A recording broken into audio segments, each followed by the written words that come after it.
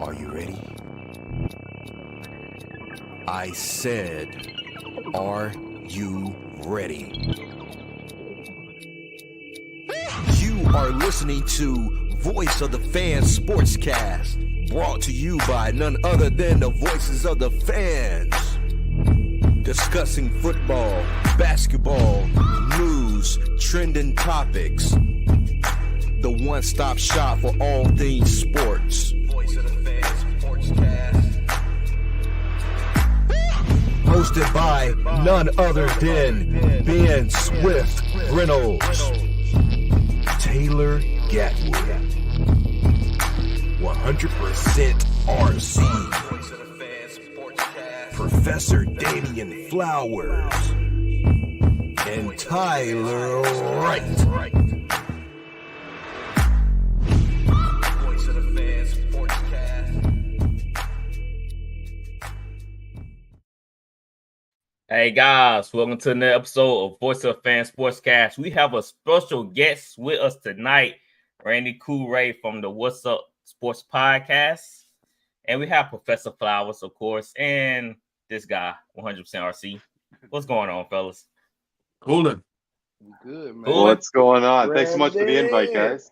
Been really looking forward to this. We finally linked up after months and months of planning and things interrupting. You coming on the show, but we finally got done. My son had a tournament Tuesday.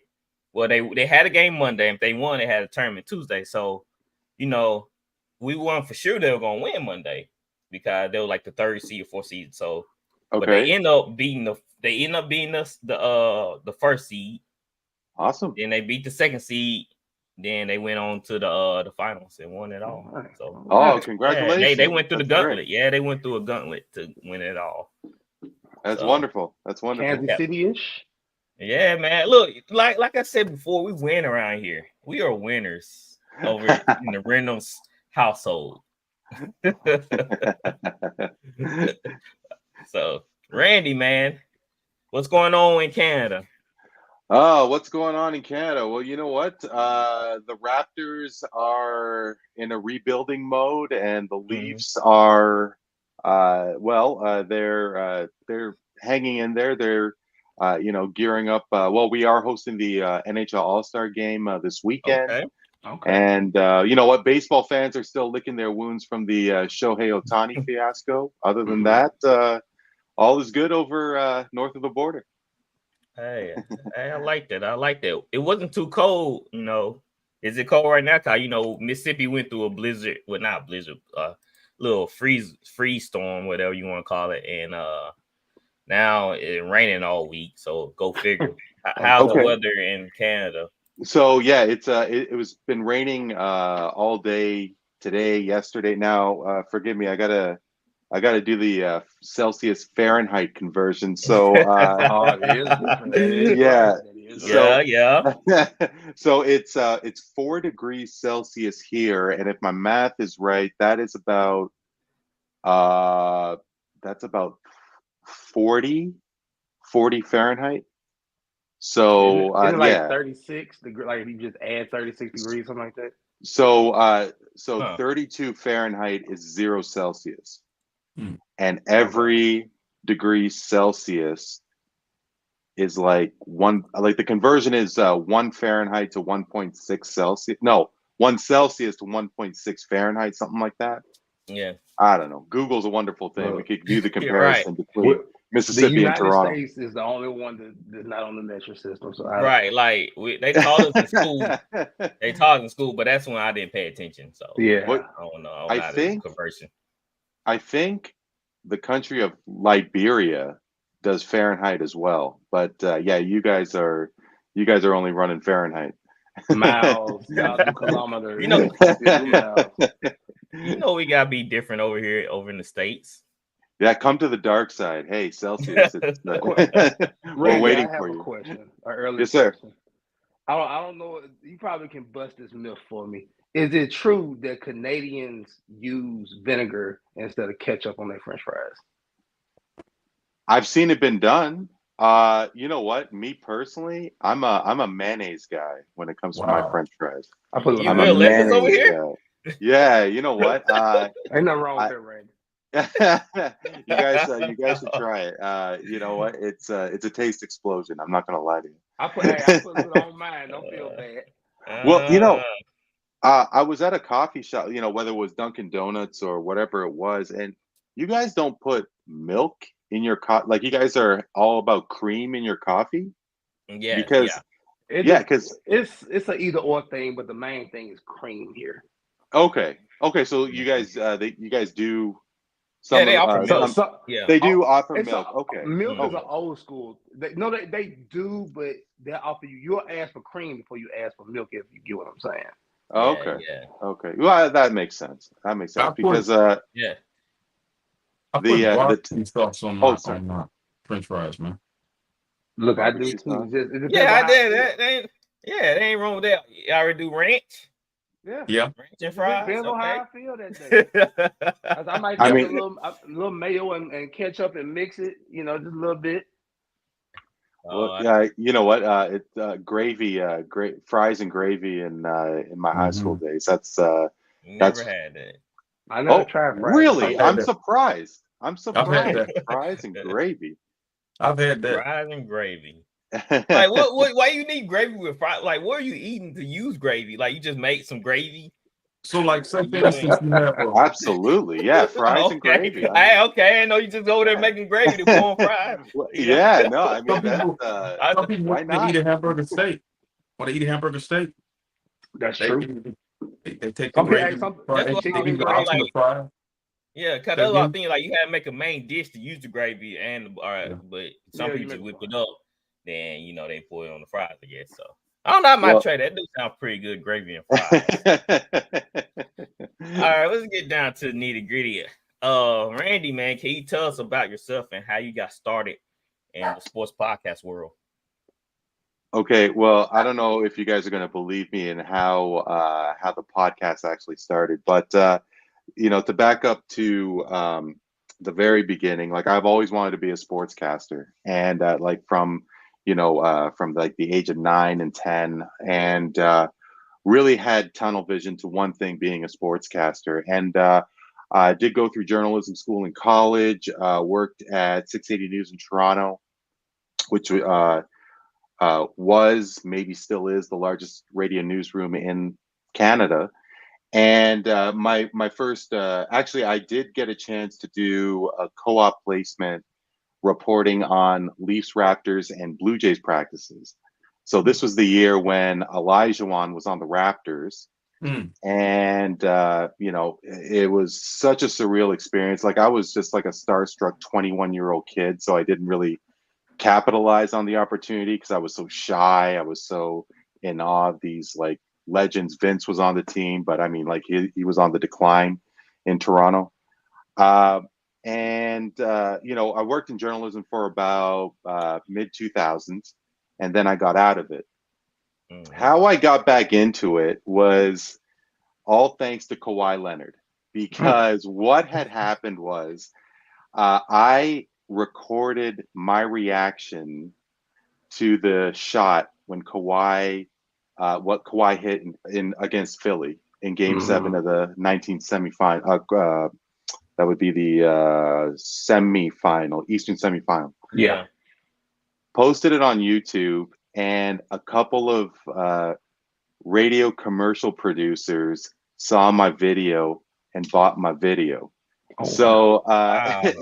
it's the wildest thing, and and it happened multiple times with other multiple commercial outlets. And I'll be more than happy to flip you guys, the video, just so you guys know I'm not talking out of my butt, right? But Right. my relatives saw the video, and they knew about my journalism background, and they were like, "Hey, you should get back into broadcasting." And I have zero interest in doing that, just because the industry is so competitive, and I have a good thing going with my current job. But I did think that my job could.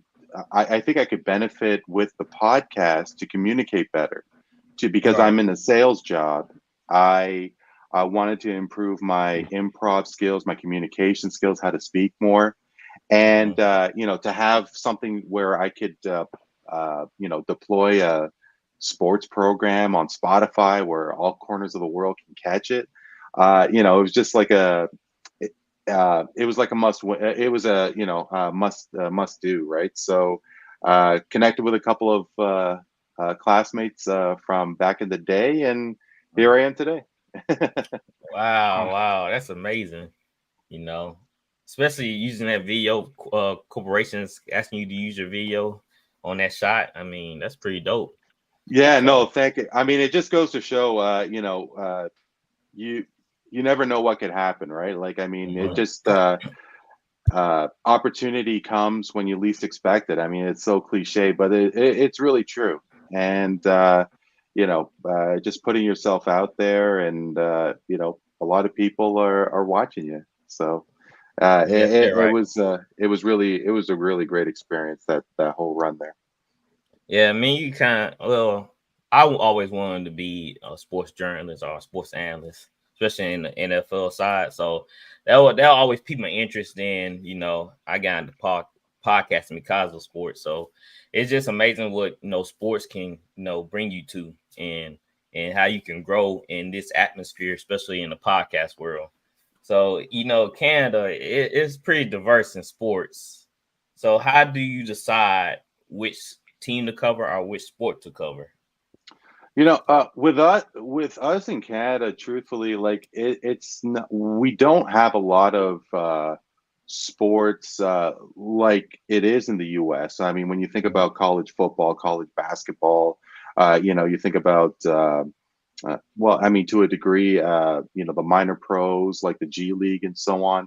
I mean, obviously we have Raptors 905, but really, there's only a couple of sports that really grab the attention of sports fans in Canada, and with it just seems that more there are topics within the big sports that really grab my attention. That being said, as expansive and as how big Canada is, I do think that there is a small community feel, because obviously this country was really captivated by the World Cup of soccer a couple of years ago, right? Because it was like 36 years when Canada last made the Men's World Cup. So beyond that, and obviously the FIBA World Cup that took place recently, Canada winning a medal for the first time in history. Especially when it comes to international sports, when it comes to soccer, basketball, obviously the majors, when it comes to tennis, that, Canadians are really into obviously the baseballs and the basketballs and hockeys, but obviously the international sports as well. That's right on, because you had Canadian Football League. I know y'all have a lot of fans in soccer and stuff like that. It was just kind of blow my mind. A lot of people come to me like, "Hey, can you cover college football? Hey, can you cover hockey? Hey, can you cover baseball?" I'm like, how am I gonna fit all that into my podcast? Like, I'm gonna have to break off in 2 or 3 different shows to cover the wide range of sports. So I know that I know if it's difficult for me, I know you go along with the same problem of just trying to pick certain topics to talk about. Yeah, I mean, it really is an art when these sportscasters, First Take or the Skip and Undisputed. Undisputed. Thank you. Yeah, I don't really watch that show that much, but I stopped watching it after Shannon left. I stopped watching. I think a lot of people did. But I mean, like, to cover as much of one topic in a finite period of time, to make the time slot there, it really is an art, because I mean, sometimes my shows can go, half an hour, 45 minutes. Sometimes it could go 2 hours, right? So it really is amazing how they do that. I'm glad you brought that up. As a host, Randy, I'm a host. How do you keep everybody on the right track? Because he said, if you don't watch it, you can go 2 hours. You can run into almost 2.5 hours. So how do you keep track of, especially the sports topic? How you know when to cut it off or let them keep talking or let them move on? How do you control that? Yeah, I think the real danger zone for me is if they're repeating the same thing over and over again. I because with me, because I politically, like, I'm sort of on the left. I'm more of on the left side of the aisle. My one main co-caster, he's on the other side of the aisle, and I just find that to be really intriguing broadcasting, right? To have different opinions. We are very, very different in our beliefs, but I think that's really, really important, to have that discussion and not to really so much.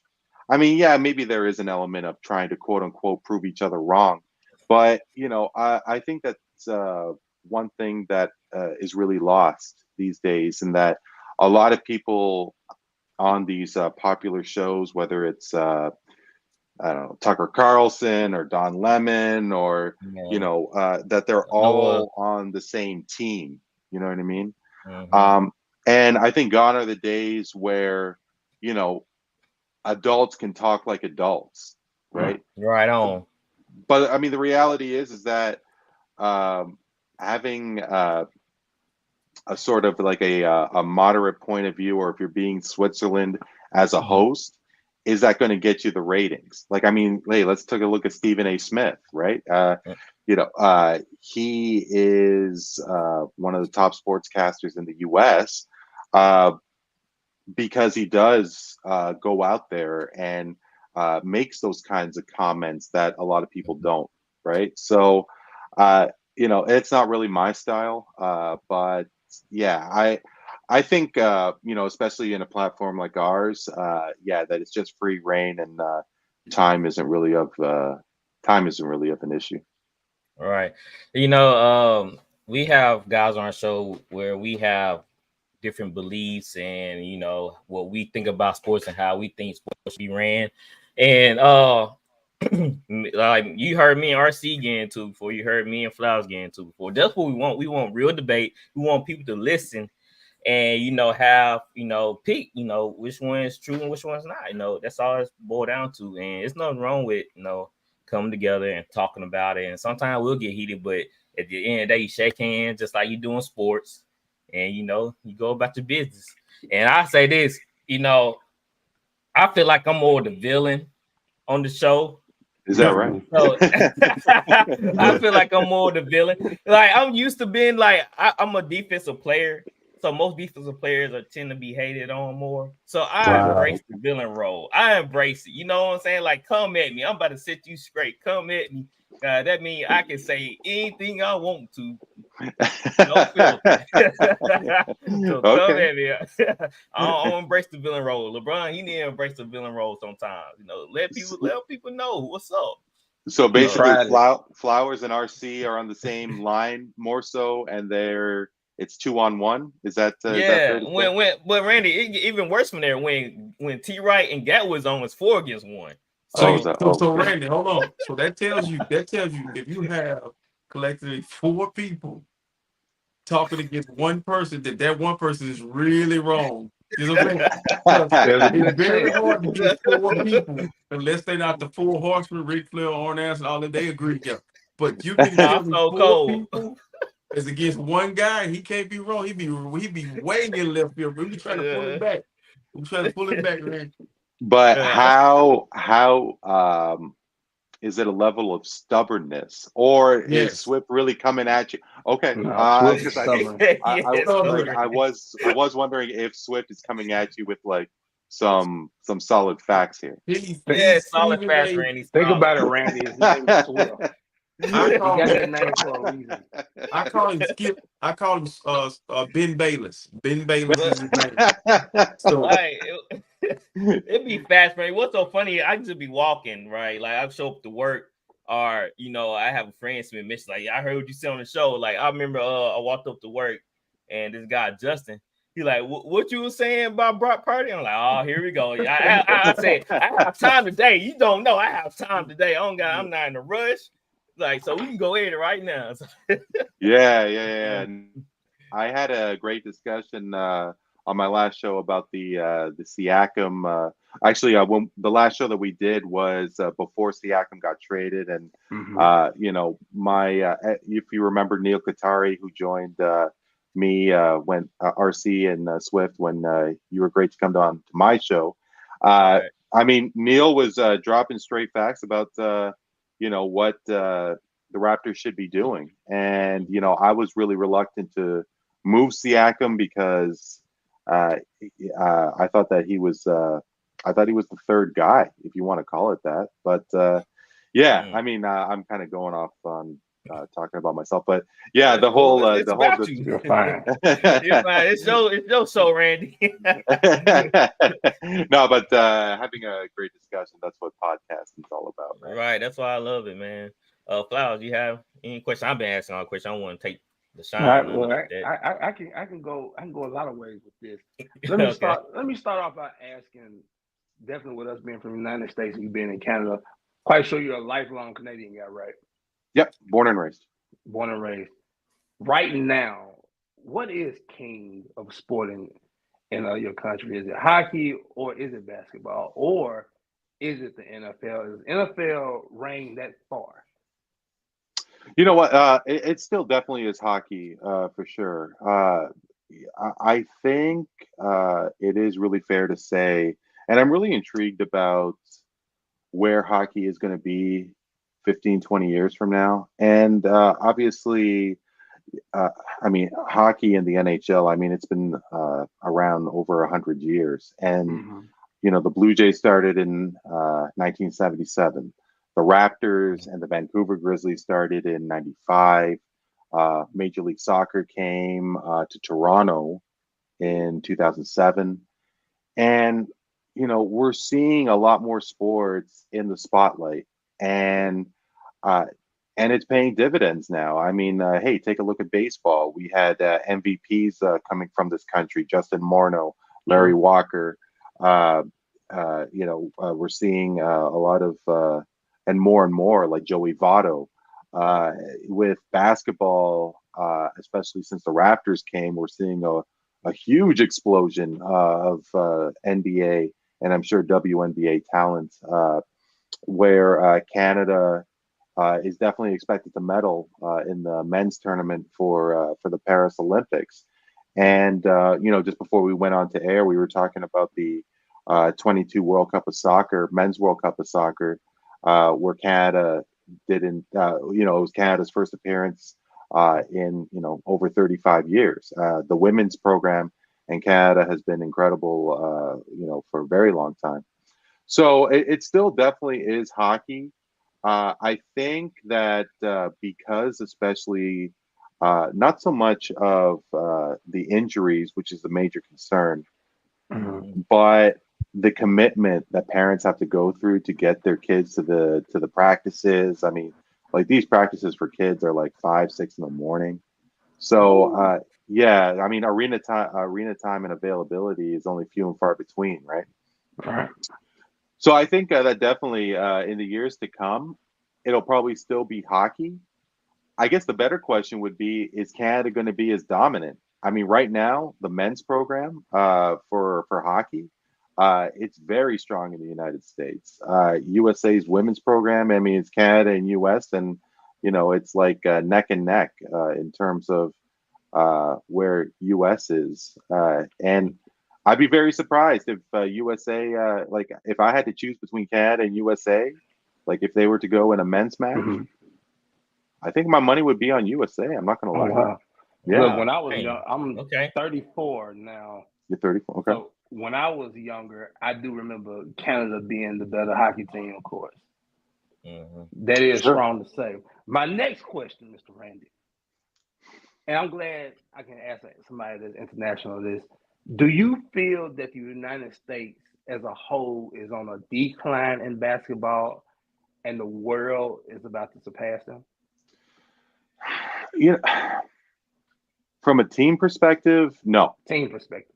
From a team perspective, no. Because I mean, I think the World Cup is a bad example because I mean, all of the big gunners didn't play. I mean, look, LeBron didn't play, KD didn't play, Steph Curry didn't play, Devin Booker didn't play, John Morant didn't play in that tournament. And if they did, it would be it wouldn't be so much a race for the gold medal. It would be who'd be getting silver and bronze. So I don't know if I can really.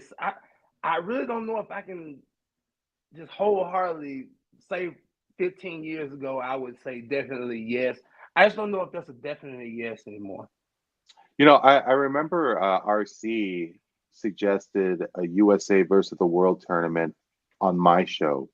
And RC, I'm sure you remember and still believe that the world may be the favorite in that. And truthfully, I think there is value to that. USA versus the world. But I mean, if you're going country versus country, I mean, just it's kind of diluted. Yeah, with the country, it's kind of diluted with the players. Yeah. Sure, because I mean, Canada's got a pretty strong squad, but I don't think they're going to. I don't think they're going to come close to the United States. Let's call it what it is, right? I mean, LeBron's 39, 40. Durant in 4 more years, they're not going to be in the league, so we want to depend on some younger guys to be able to carry this burden. And like I said, the world's getting better, and better. No, there's for sure, but and I mean, Steph is of that age as well. But Dame, Ja, Zion Williamson, I'm sure. Can we can't depend on them, Randy. John's out for the season right now. He's out for the season right now, but a healthy John Morant would be incredible. Who's the next superstar, though? If you really think about it, American-born superstar. Who is the next American-born superstar? I mean, Anthony Edwards. My definition of a superstar may be different than yours because I only think there's only a couple. Like I'm putting it at around 5 superstars right now in the NBA. Jason Tatum is not a superstar. Luka Doncic is not a superstar. I'm talking LeBron, KD, Steph, Nikola Jokic, and Giannis, right? Yeah. You want to put Embiid? You don't think Embiid is a superstar? He did not win a championship. You have to win a championship to be a superstar. He said it very strongly. No, he's spot on. He's spot on what he's saying because what Embiid is doing, James Harden did that a few years ago. Got doing the playoffs. It's that hot streak in the regular season that we get enamored with, especially in the National Football League. We do the same thing. This guy has a great year and then gets to the playoffs and sucks. So my thing is until we see him do it in the playoffs, like them 70 points he hit the other night, your team gonna need that in the playoffs. Well, like that is true. If you ever run like that in the playoffs, it's gonna be tough. But also some Embiid problem is he get hurt the wrong time. Wasn't it last year? Wasn't last year he was dealing with injury in the playoffs? Or was he got hurt? He failed tonight. He got hurt tonight. He got hurt tonight. Well, I mean, like I think he cracked like an orbital bone in the Raptors series. Yep. He stayed hurt in the playoffs, which is the wrong time to be hurt. Yeah, like I mean, I think that let's talk about my guy Steve Nash. I mean, he back-to-back MVP, but he didn't make a finals, right? I was thinking to put Jokic before the championship run, in that superstar level because he won back-to-back. Some people are thinking that he should have won 3 years in a row. But he's got a championship now, so definitely put him on that list. I think that there's different levels of stars. It is different tiers. It is. Yeah, but not superstars. No. Yeah. RC, you have a question? So, you know how I feel about Vancouver Grizzlies, but do you think the NFL would ever venture into Canada? I think that after the honeymoon period, I think it would be a tough draw. I really do. And I don't know if I'm the only one that thinks about this, like within my social circle, but the history of football in USA is just so intense. Like Friday Night Lights and the college scene. I mean, 105,000, what, at Big House watching a Michigan game? Hey, take a look at a university game in Canada, and I'm not even joking. You are getting friends and family. Like, I mean, like literally like 500 people, right? I mean, it just does not fly here. And taking a look at Toronto, knowing, because I know how the landscape is, like where are you going to put the stadium? Number one, are they going to come to games when, let's say that they were the Detroit Lions of back in the day and go an entire season without winning a game, or if they're 2-14 and continuously a loser? I do think that, honestly, in terms of support, now I don't know about the economics of Mexico City, but because of that population, because of stadiums like Azteca for soccer, like Toronto's Rogers Center where the Blue Jays play, it's a terrible place for NFL football, and where Toronto FC plays, it's like a 30,000 seat stadium. So, and they also tried, I don't know if you guys remember, but they tried NFL football at Rogers Center about 10 years ago. The Bills, it was the Bills. Yeah. And it was the Bills. And I mean, it was sold. It was sold out. But I mean, it wasn't a great, again, Rogers Center is not a good football stadium, right? And right. If you're gonna if you're asking 70,000 fans every Sunday, yeah, good luck. There definitely is a following. Don't get me wrong, because there's a lot of fans that cheer for a lot of different teams. This community was really hyped up about the Bills, but I mean, to support an NFL team, I just don't see it feasible. That's the only team I think it might could work with is the Bills, because y'all are so close to Buffalo and New York. That's probably the only team I could see probably that can make it work. The reason why I asked that, watching the NFL venture over into London and Germany is stupid. Right. I think it is. You bypass Mexico City, you bypass putting a team in Canada. The reason why I say I would try it, or because I believe that they're trying to become global. They're trying to get outside of the United States. I just feel like Canada, from what I've seen, like, I think, I told you about Vancouver Grizzlies. There are no Grizzlies in freaking Memphis. That team belonged in Vancouver. They should have stayed there. The uniform, everything, just when Canada does a logo for a sports team, it is there. Like that Raptors, that Blue Jay, that Maple Leaf, that Islanders, it's just Oilers. It's just it's a staple. It's just like that Vancouver Grizzly uniform is fire. Like, you see kids, I see kids rocking it now. Bibby's jersey and Big Country Reeves and those guys, and Sharif Abdul-Rahim. So you gotta think about it. It could work, because I think they're trying it in other places. And can you imagine, let's just say they decided to put one in Toronto, it would create some excitement just to give us another team. I mean, because I feel like, man, Germany damn sure ain't on my, Germany and London. I mean, what you gonna name the team? You know what? It's really funny.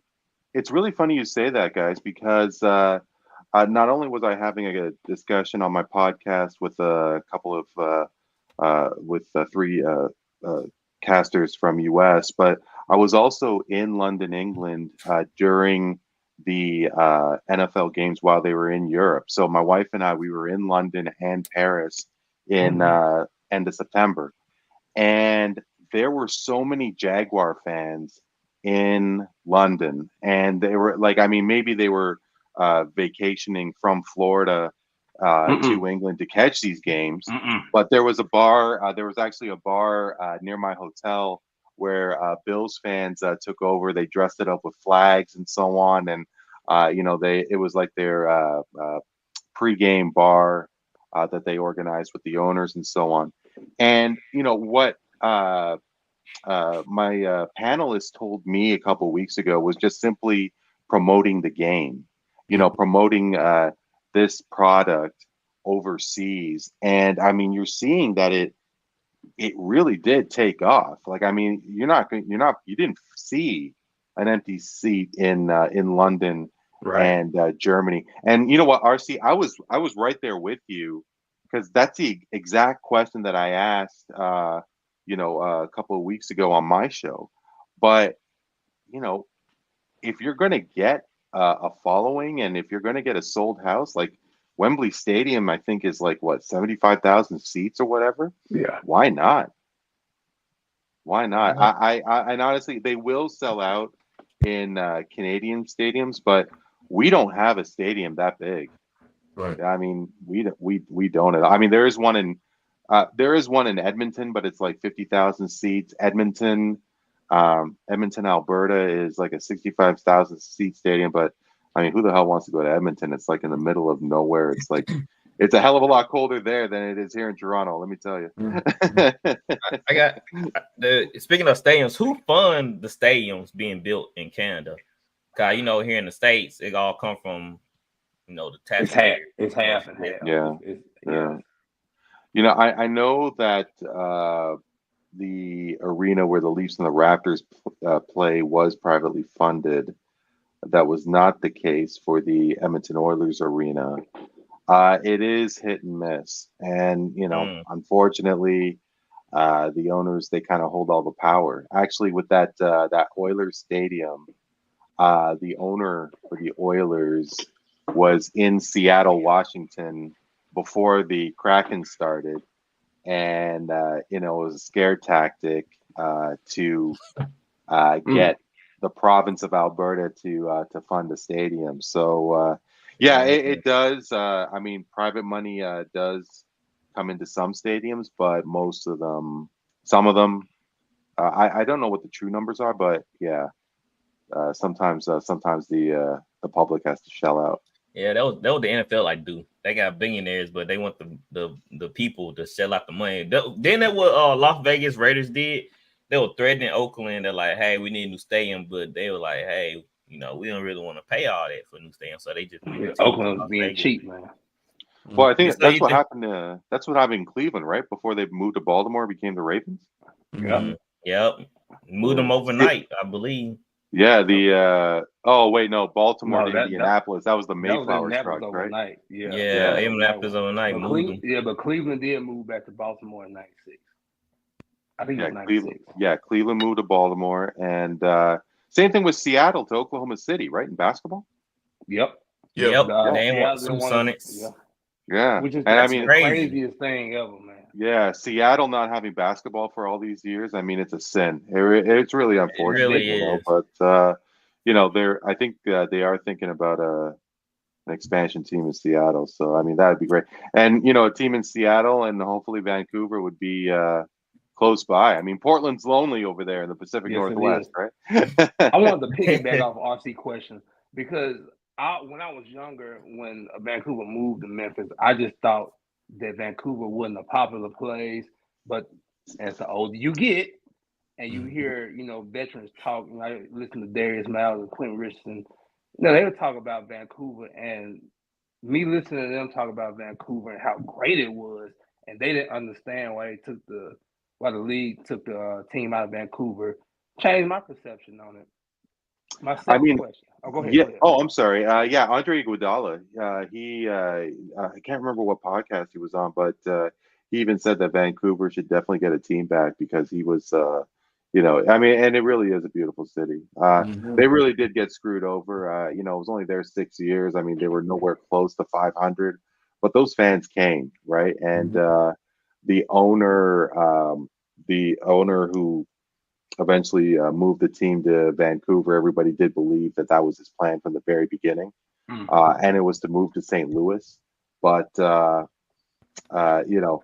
was. I think that I definitely think that the NBA would take off in Vancouver if they get a team back there.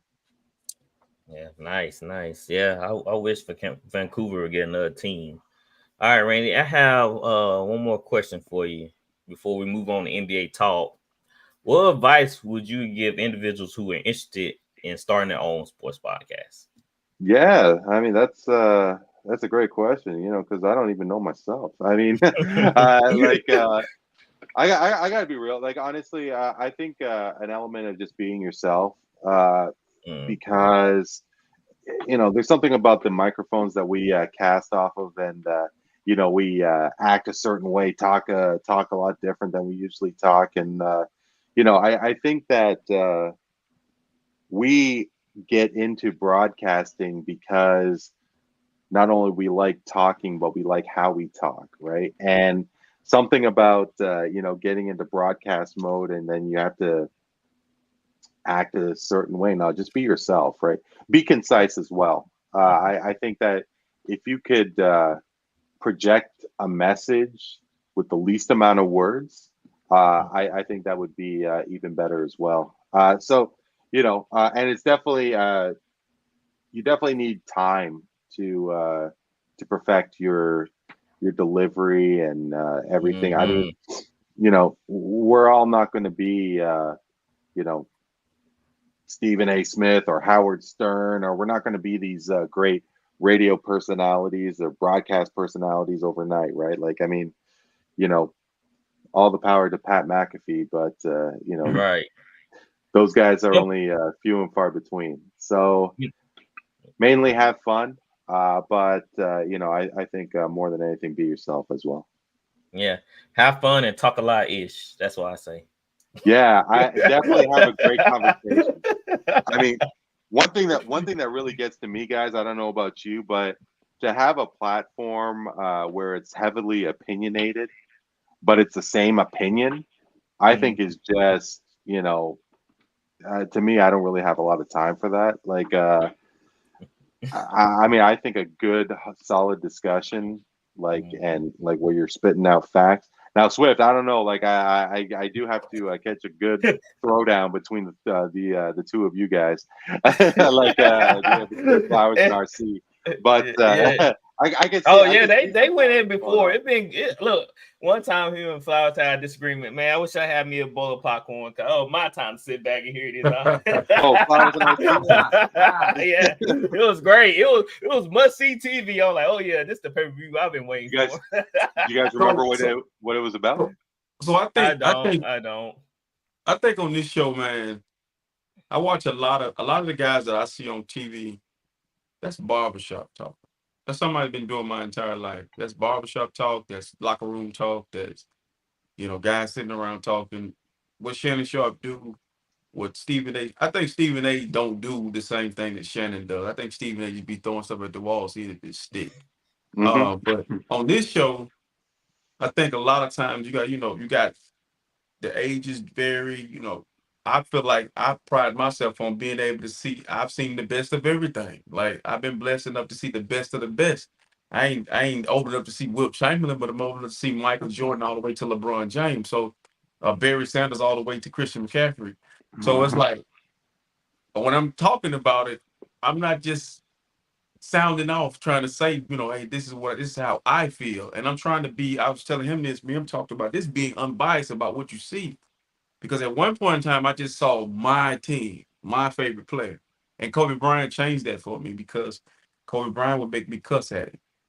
He had to make shit out. Man, listen, I mean, I love him, but it was a love-hate relationship. And I tried to, when people would ask me about him, I would try to keep it in this box because he's a Laker. And then one day in the 7-game series, game 6 against Boston, he does nothing. And we go back to LA. And I'm texting, and I wreck my car because of Kobe Bryant. Because I'm arguing about Kobe Bryant. Are you kidding me? So from that point on, I'm like, I'm not finna defend you because you don't even know I just had a wreck over here costing your ass. I'm not doing it. So I'm gonna tell the truth. If you trash, I'm gonna say, hey, look, Kobe, you sucked it up, buddy. You was horrible. Yeah, I've been really lucky to have some great panelists on my show, and these are kids that are I'm old enough to be their dad, right? Like, I mean, I'm 44 years old, and like these guys are like 22, and I mean, just a completely different. Yeah, sorry. I said, yeah, we got 2 of them. Those guys, to be young as they are, they up on the game. They like they know what's up. Absolutely. It reminded me of me at my when I was their age, back in the day when the grass was greener and I was able to walk up those stairs faster, you know what I mean? Like yeah, like skip a step.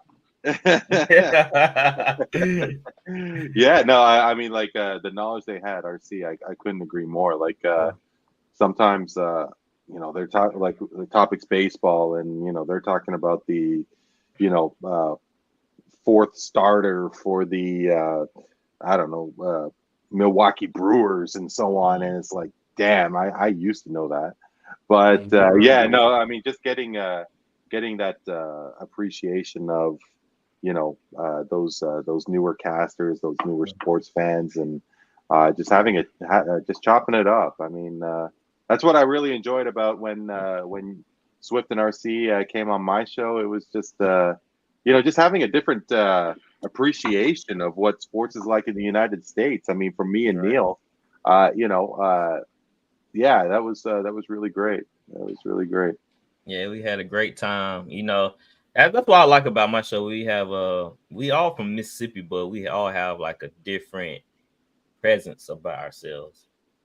And so every co-host I have, they have a different element to them.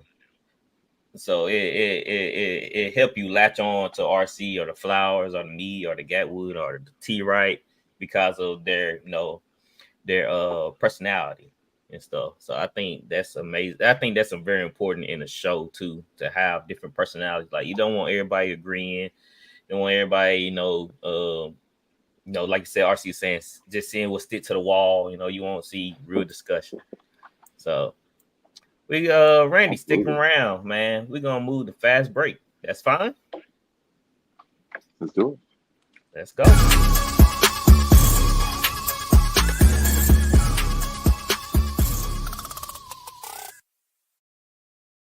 So right now we're in the middle of the NBA season. So we had a good chance to see players play and they go with their team. I'm gonna go with RC first. Who, in your opinion, who is the most underrated player in the NBA right now? Most underrated player in the NBA. He's out right now. Tyrese Halliburton, to me. I think he don't get the love that he should get. In my opinion, I feel like it's just because he played in Indiana. But he's better. Like looking at that kid and just before he opened his mouth, it's like he's an English major. It don't look like he even plays basketball, but when he gets the ball in his hand, man, he is legit. I think it's because that's small market. That's what Siakam is at, and Indiana's one of those teams that they used to be a powerhouse in the East. It looked like Carlisle's building it back to where it used to be. It still hurts to hear. It still hurts to hear Siakam's in Indiana. So be gentle on me, okay? Okay, my bad. Take it easy, RC. Take it easy. Take it easy. Tyrese Halliburton. Who you would say, Randy? And you think who's underrated?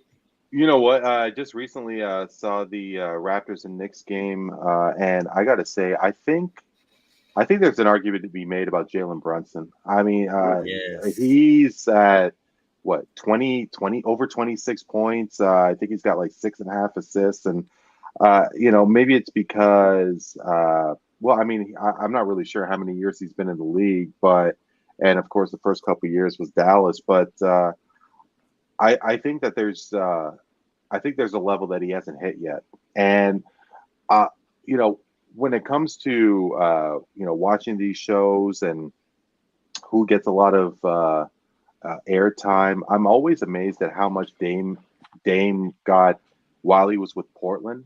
I think that if of course Jalen wins some playoff rounds and so on, I think that he could really emerge as a top star in the league. So right now, I think I'm gonna have to say Jalen Brunson. I'm also gonna throw in De'Aaron Fox. I think he definitely getting love. Yeah, I think that to RC's point, I mean, being in Sacramento now, I think there could be an argument because Sacramento's just been awful for forever, and they're really picking up steam. Maybe RC can comment as well, but I don't know if I'm buying this whole small market, you're not going to get the love thing. Reggie Miller got love. Yes. When he was in Indiana. I mean, Mm-hmm. Dame got love today. Like, Durant. and Giannis, yeah. Durant. I mean, you could say that. You could say that Durant and Westbrook got the most love while they were in OKC, and they were at the top of the list, right? So I don't know. I mean, but I mean, sorry, Swift, to answer your original question, and I also think that De'Aaron Fox is really going to lead Sacramento to some great things. So those are my two right now. Yeah, I had Jalen Brunson also.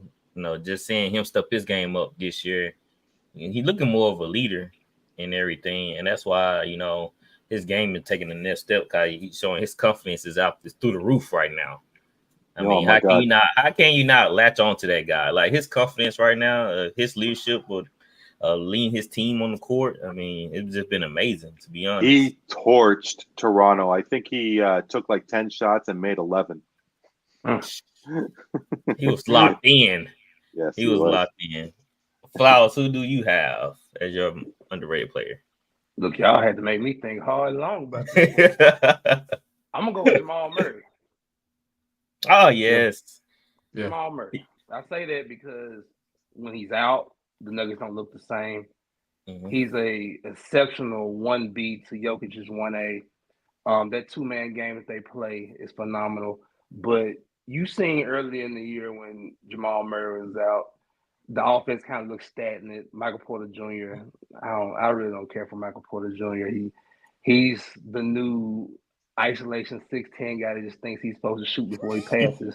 But I can go on and on about that. But the Nuggets aren't great without Jamal Murray. We know that Jokic is great, but he needs Jamal Murray to be able to make that offense look the way it does. So I'm going with Jamal Murray. You're right. You're right. Be careful with Jalen Brunson. I'm gonna tell you. I'm gonna throw a name out there. Y'all tell me about. This is the great comparison.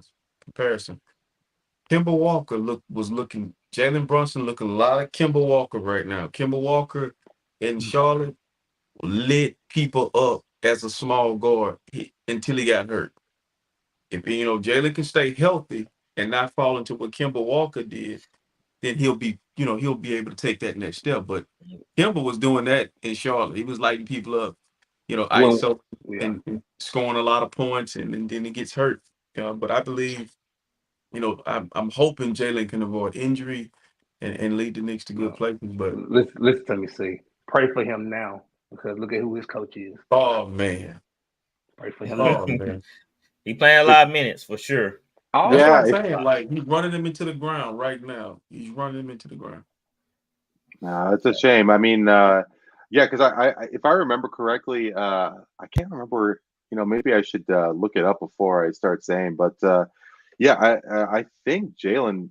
I think they played a good 40 minutes, and I mean, like the Knicks won. And I mean the Knicks won by over 20 against Toronto. So I mean, if that's the case, I mean that's not a good idea on Tibbs' part. Right, use your bench more. I know if LeBron playing right now, he'd be yelling at Rick like, "Man, I don't need all these minutes." Like, what you doing? LeBron You're right. The man's 39 years old. I mean, Kevin, cut him slack. That's my opinion. I don't need all these minutes. He's already in a bad mood already. Yeah. I asked Flowers this question this last episode, so I'm gonna ask you, Randy and RC, this question. All right, it's your power rankings. Rank your top 5 teams, RC. Wow. Denver's gonna always be my number 1 team until they're dethroned. Number 2 will be Boston. Number 3 will be Milwaukee. Number 4, I would say Sacramento, and number 5 maybe, I don't know, New York. The number 5 would be different. You can rotate that out, but OKC. I don't believe in them. I think they're young. I think they're coming. It's the regular season. The regular season to me, man, I'll be honest with y'all, with the play-in and stuff, a true number 5, top 5 teams, it's just it don't hold any merit anymore with the play in and all that crap, man. Because it's like your play in team can go in and make it to the finals. You know what I'm saying? We've seen how far they've getting to the West and Eastern Conference Finals. So that's my favorite 5. That or the best 5. I don't think so. That's my favorite 5. What about you, Randy? Yeah, Boston really scares me. Boston really scares me. I think I'm going to have to put them at number 1. I'm with RC on Denver. I mean, between Murray, Jokic, you got. I love Aaron Gordon. So yeah, I'd have to put Denver at 2. I think Milwaukee's going to. I think they're going to have a resurgence with Doc. I don't know if it's going to. I don't know. I mean, like I was angry. Big question mark. I was angry when they hired Doc, but I don't know. The more and more I think about it, I think maybe he's got that personality and that charm that could win over Giannis and them. So that would be my 3rd. I love Sacramento. Yeah, I do too. Sabonis underrated. But you know what? I think my 5 is going to be the Clippers. I think there's something about LA that makes me want to throw up because I hate James Harden. Like, I do not like James Harden at all. Either. But and you know what? Truthfully, Mr. Fat Suit. Truthfully, I was never really a believer in Ty Lue because I'm always skeptical about a coach when they had the best player in the world. Like, I'm skeptical. Like, I mean, Phil Jackson, yes, he won how many? 11 rings. When he didn't have Michael Jordan, he had Kobe Bryant. And then he had Kobe Bryant and Shaq. Along with Michael Jordan, he had Scottie Pippen. So Ty Lue had LeBron, right? Anyway. But I think he's doing some decent things in LA. So I do not want to see James Harden win a championship, but I think that they can't beat the Lakers though. It's crazy. They could beat everybody but the Lakers. Well, it seems like D'Angelo Yeah. Russell come alive versus the Clippers or something. I don't know what's going on with that guy. Hey, can I get some pushback on Phil Jackson? I had this conversation about Phil Jackson, and I set him apart because he had a very, very selfish Michael Jordan, and he convinced him to smoke marijuana and get along with Scott and give Scottie Pippen and others a chance. Tone it down a little bit. He put him in an offense, gave him structure. Then he got a very, very selfish Kobe Bryant, gave him some marijuana. He had a very, very, very disgruntled Dennis Rodman, crazy, not showing up. I think he was the 11 rings. Don't worry about that. It was a master of dealing with people. Like, this man coached J.R. Ryder. He coached Horace Grant, Dennis Rodman, Ron Harper. You name them. He had them, and he was able to make it work. And so, if you really look at it, Jordan and Pippen, Kobe and Shaq, 2 of those guys wasn't really viewed to be. They didn't think Kobe was going to turn into what he turned into. They damn sure didn't think Scottie Pippen was going to turn into that. So, but Shaq and Jordan came into the league monster. So, yeah, Phil he's a therapist on the job. That's what he is. Yeah. So he know how to relate to players, and that's why Dennis Rodman loved him. Cause he sit Dennis down in his office and they talk. He has had a lot of crazy off the wall type players. Okay. So question, and I don't know the answer to this. So instead of Phil Jackson coaching that Bulls run, it's Rudy Tomjanovich. They're not going to win all those championships? You don't think so? Because Rudy I'm a coach. Rudy with the Rockets, right? Yeah. I think there's a good chance they do. I'm gonna tell you why they won't. Because if Mike like Phil, and it was the other guy that coached him before that, Doug Collins. And Dean Smith. If Mike don't buy into and then the system that he put Mike in, it kept him. You got to have a system for that type player like that. That triangle offense kept Mike in the high post. It was about fit and scheme and being able to put him in a position where teams would pay because I've seen Rudy T with a big center that he can throw the ball down to, but they had to come up. Tex Winter did with a system where you can't just double team this guy without paying. And that ball moves. You know who adopted that system? San Antonio and Golden State. And when that ball's moving, it's hard. You can't. It's hard, man. So I think if Rudy Tom Junovich could coach anybody, but can he put a system together where Michael Jordan can play at a high level? I think basketball is a little different for sure. But take a look at my neck of the woods here, and Nick Nurse was the coach of the Raptors, of course, when they won the chunk. See, that's the thing, RC. I don't think he was.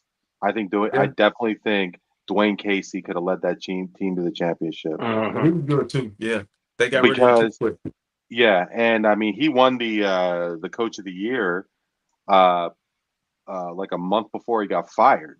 So I think with Nurse, with Nurse, he is the biggest drama queen when a call doesn't go his way. And you're not doing yourself a favor by getting on the ref side, right? And it's completely different, talking about Phil versus Nick. And obviously, the Zen master and all that Buddhism and whatever, smoking weed, but meditation. Buddha love. That's what it was. Yeah. Manipulation at a high level. I'm trying to tell you, manipulation. It's interesting. Obviously, we'll never know the answer to it, but Pat Riley, when he was coaching those Knicks teams, and who were the other coaches back in the day?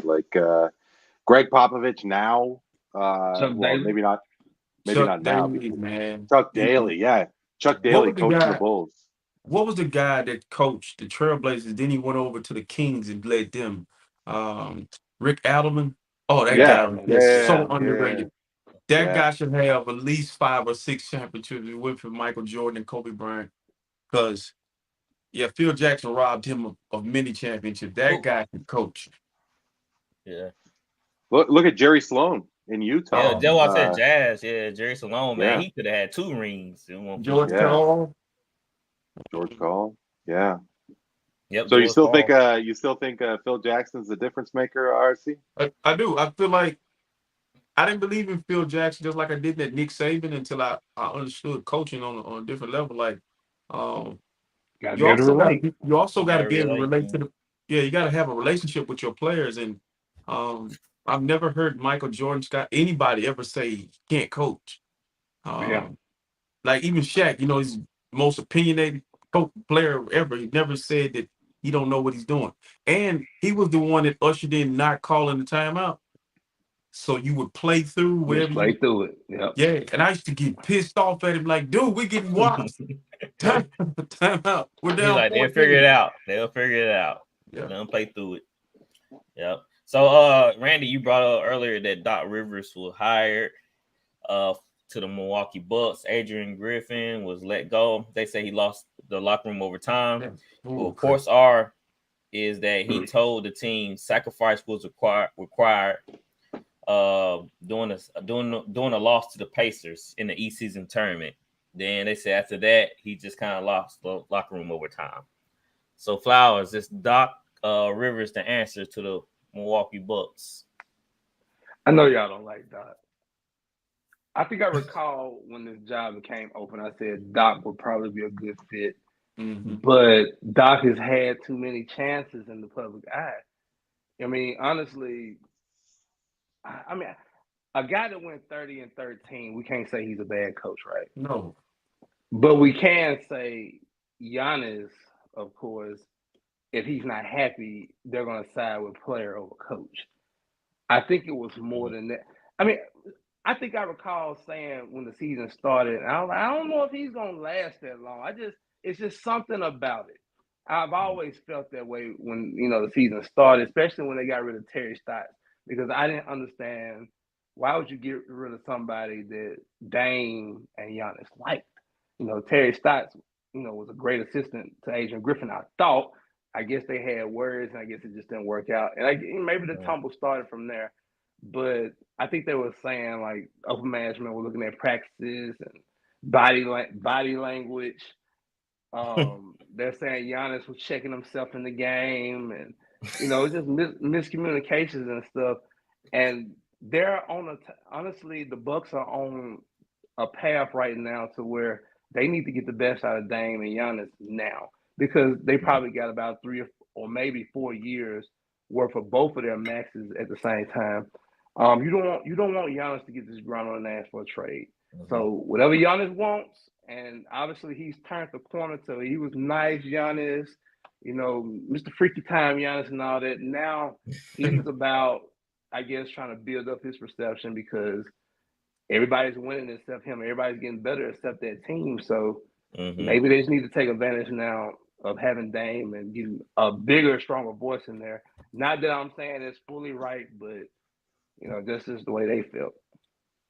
Somebody on Instagram in the comments said that they got rid of Griffin because he tried to get rid of Thaddeus. He tried insurance. I read that the other day. They're like, get him out of here. You try to get rid of my brother. Stealing money. Right. All right, Randy. So what do you think of the Doc Rivers hire? Yeah, I mean, like I said, I wasn't a real fan of it. Is it going to be same thing like LA, like Philly? I mean, Flowers was mentioning it as well. Somebody tells me that, like Flowers was saying, how many chances does this man need? 2008 was a long time ago, right? And when he led that Celtics team to the championship, right? So, but he never had two legit stars like Giannis and Dame, right? So, does Milwaukee have the support and the bench to help Doc out? You got to say that they do. You got to wonder as well. I mean, Budenholzer was coach for Milwaukee 2018. They win a championship, and he's out like a season after. Yeah. Like, I mean, could you call Giannis a potential coach killer? I mean, it'd be interesting to see how long Doc runs, right? But I mean, hey, look at David Blatt. I mean, David Blatt with the Cleveland Cavaliers, they were 29-11 with Cleveland, and they turfed him, and we've never heard of him since. Yeah. So, I mean, we could potentially snowball into a whole different thing about David Blatt and him being blacklisted in the league. LeBron. Go ahead. Now, listening to what I heard Tyronn Lue say in an interview, he said that he thought that the reason they got rid of David Blatt is because he wasn't holding people. He was scared to hold people accountable, and he lost the locker room that way. Tyronn Lue said, pretty much Tyronn Lue was saying he wasn't scared to criticize LeBron in film study. David Blatt would overlook it. But at the same time, it's a double-edged sword, because David Blatt understands what's going on, because he doesn't want to step on the stars' toes, because that'll be his quickest way out of there. But how can you coach and get respect of somebody that see LeBron fucking up? Excuse my language, and he's not being called out on it. So I say it's Blatt was walking on a double-edged sword. Maybe Adrian Griffin was a hard ass, and like you said, he's talking about making sacrifices, and those guys they don't like that. They don't like that old school mentality. Yeah, maybe Adrian Griffin rubbed them the wrong way or something. That's what I think. So, sorry, Flowers, please. Because go ahead, Randy. So a couple of things. Okay, so Ty Lue said that David Blatt wasn't assertive enough. Okay, well, if Ty Lue is saying that David, he could see why David Blatt got fired. I mean, Ty Lue was the one who capitalized and won the championship. So I mean, yeah, sure. I mean, it's like LeBron now. I mean, like that infamous Raptor game, and right after when Darko went nuts and basically became a face of the NBA with that terrible calling Raptors Lakers. RC, I appreciate the DM that you sent me. RC sent right after that Raptors Lakers game. He said, yeah, your Raptors got screwed. And I was like, yeah, don't talk to me right now. I'm not That was messed up. That was bad, man. You just made me think of yeah. something. But and I'm gonna say this and I'm gonna be quiet. I think I heard the other day that the Bucks had hired Doc Rivers behind the scenes. Yep. It's a consultant. sure. Critique Adrian Griffin. Well, So if Doc was Doc pretty had much that setting time. himself up for the job. Yeah. Because if you go on the Doc and saying, well, what do you think about Adrian Griffin? Well, Doc was like, well, I would have did it this way. Yeah, well, since you asked me, since y'all came to me, I can tell you. But Flowers, you remember how LeBron was taking over calling plays during the finals there. Like he was grabbing the clipboard and like he was going ballistic as well. So I mean that's part of the reason why I wasn't a Ty Lue guy during that Cleveland run, because David Blatt essentially was doing the same thing. He just didn't have the chance. Mm-hmm. So RC, your thought on how Doc Rivers can manage this ship for the Bucks? First of all, I want to know what Doc Rivers is he any Illuminati? Because Mark Jackson can't get an interview. Mark Jackson can't get a phone call. I think what they did to Adrian Griffin was horrible, and it shows you where coaching is going in the NBA and why these guys don't want true leadership. The same thing happened to Steve Nash in New Jersey, in Brooklyn. These guys don't want true leadership. Adrian played in the league. He knows players. He knows the league. He don't know this league. These guys are disgruntled. These guys are sensitive. These guys are, coaching anyway in the NBA. Nobody's coaching defense. They talking about, well, they had the 22nd defense in the NBA. Nobody's really playing defense. I think the issue is getting a figurehead, somebody that the world knows that can go along with the other two figureheads that they have playing. Doc's going to come in there. They're going to win games. They're going to get to the playoffs, and then it's going to come down to making adjustments. He's not going to do it because here's the issue with Doc Rivers. And I don't know which one of y'all said that he hadn't had legit superstars. He had Chris Paul in his prime, with Blake Griffin in his prime, with a whole bunch of bench, and I'm talking about good veteran players. That team was loaded. Then he turns around, he gets Philadelphia with a Embiid and a James Harden. Like that team he won with in Boston, future Hall of Famers all over that. So my thing was, with Hall of Famers all over that, I think with Doc, don't forget about the Tracy McGrady Orlando Magic team. He's had so many opportunities to win a championship and to coach in the league. This guy was just getting the opportunity. And it's like, what are we doing? I don't feel like Doc is the answer to what's going on in Milwaukee. I don't think Milwaukee knows what's going on. If you're going to fire a coach that won a championship, you have no clue or no understanding of what you're trying to do when it comes to coaching. I think Giannis is running the whole show. And I love Giannis, but he changed it. It just smells like the King of Zamunda. His hands all over it. Like his hands all over it, man. I thought, I'm gonna say this and move on. I thought Giannis' personality was different, but I'm starting to realize been over here too like, long. After he hit the 50 piece, he was like in the drive-through, give me the 50 piece. He's never been the same. He's been like different. So he been over here too long. See, he didn't got accustomed to America. Yeah, did y'all see the video of them dancing in the game after the coach got fired? The following night they were dancing. And this is where interim coach they beat somebody that was on 8-game win streak. The Cavs on 8-game win streak. Come out there and handle them. I know they didn't have that says a lot, Flower. That means they weren't playing for him.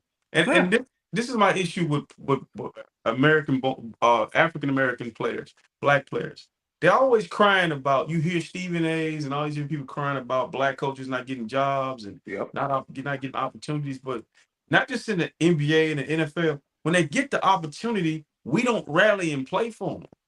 We have an issue with every damn thing that we got going on. And I feel like this was an opportunity to elevate this guy and give him a chance to make a name for himself.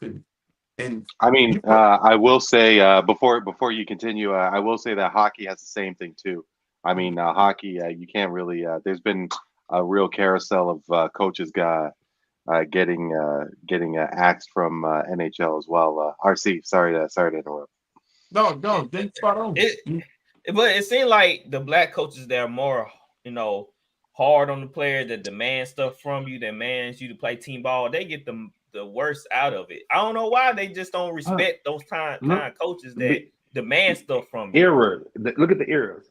Adrian Griffin's in his 50s. Mm-hmm. So he's 70. He's a 70s, 80s. Played against Michael Jordan. He played against Michael Jordan, the old school hard knocks. Look at these kids today. They're entitled, they're selfish. They don't want to be challenged. You can't challenge people nowadays, especially the youth. So I can see where they clashed at. Yeah. That's just weird to me as an athlete. I want to be challenged. Like, I want you to be hard. I want you to come at me. Cause I don't prove you wrong. I don't get in that gym and prove you wrong and prove on what I need to improve on. That's the whole thing of being a coach. They call you out on your bull crap and you're half playing and you correct it. You go out there like, okay, coach saying something. Then I don't show them. Then I don't show them what I'm made of. You also need to know, African American coaches, what job you taking. Yeah. Okay. When my guy went down there, Mike Brown went and took the job in Sacramento. Nobody wanted to coach in Sacramento. Yeah. And it's a video that goes viral when he's cussing at De'Aaron Fox. You shoot the ball and you run. He's running. He's like running. And he's going nowhere fast. He's like running fast, slow. He's like, he looks like Pacheco that plays for the Chiefs. He's just like digging into the ground. And so I thought to myself, I said, oh, that's gonna be able to work in Sacramento. Now, Mike Brown coached LeBron, got fired. Mm-hmm. Okay, he coached Kobe Bryant, got fired. You gotta take that to a small market. You gotta be around a place that ain't won nothing. No culture.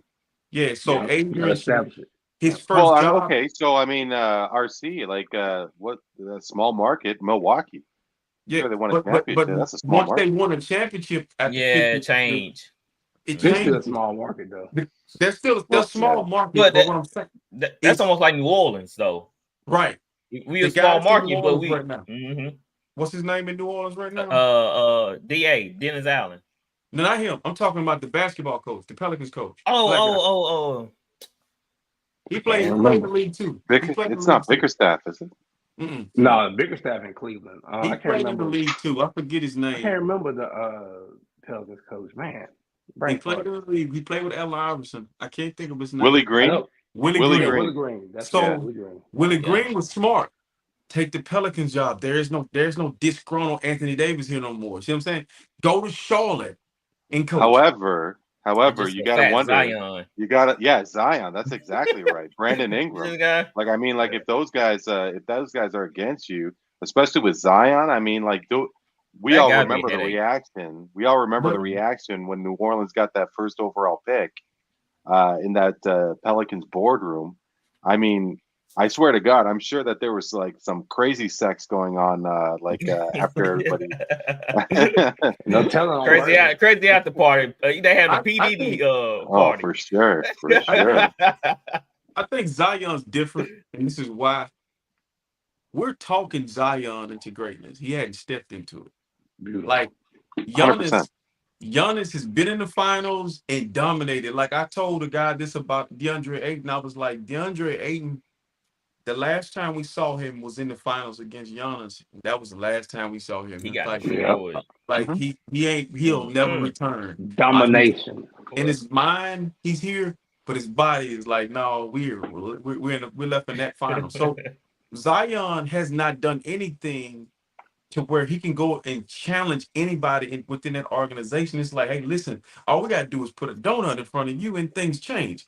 Over in Milwaukee, it's like that guy is the guy. Like Giannis is the guy. His brother's on the team, and I'm better than his brother. Listen, I guarantee you I'm better than his brother.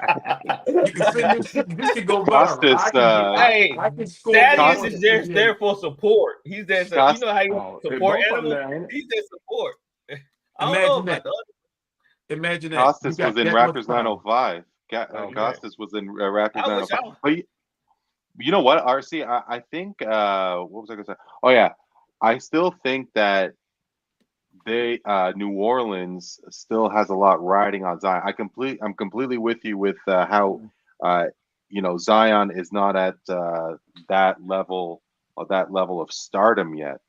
But once he flips the switch, if he flips the switch, New Orleans is Flowers. I see you, but I mean, like, if that does happen, ownership's going to do everything possible to make Zion happy, because I mean, like, since they've been to New Orleans, respectfully, Swift, I think you're a Pels fan, like, it really hasn't been a great marriage in New Orleans. So trade him, so him now. So watch this. I'm gonna do a history lesson on New Orleans basketball. Baron Davis, injured, always injured, couldn't keep his weight down, don't finish in New Orleans. Chris Paul, always injured, always disgruntled, couldn't win a playoff game, gone. Anthony Davis, always injured, always disgruntled, gone. How about we got it again for the fourth time, bro? I'm trying to tell you right now, maybe it's just I don't know. I've never seen a team have that many stars have the same disease. Okay? Well, I don't know about disgruntled, but have you seen my team in Toronto?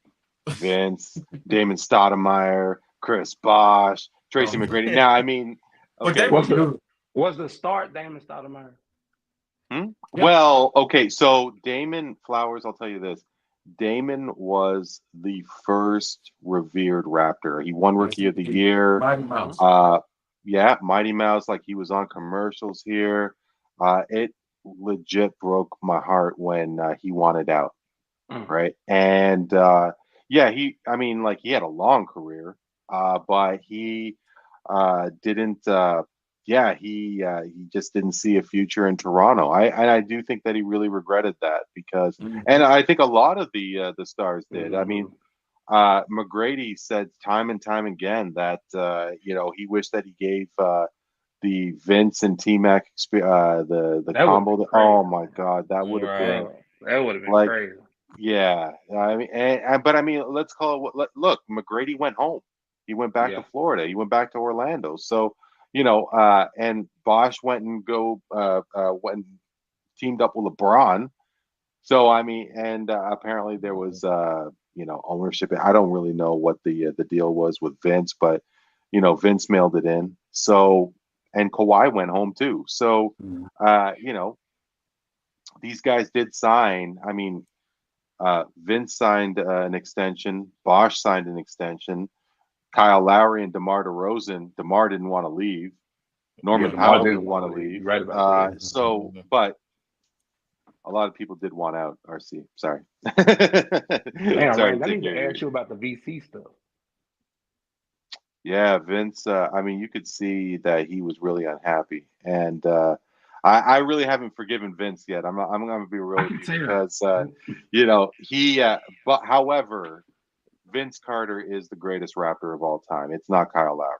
I'll tell you that right now. Vince Carter. I heard Gilbert Arenas, who I can't take. Gilbert's basketball, the way he sees the game. He made a point though about VC though. Vince Carter was probably the best basketball player next to Michael Jordan. He was that good, man. He could do anything with a basketball. Athleticism was crazy. And the one thing that he was missing, Kobe Bryant had it. Yeah. Vince in the game 7 decided to go walk so he could graduate at North Carolina versus locking in to go beat Allen Iverson. There's no way that team beats that Raptors team.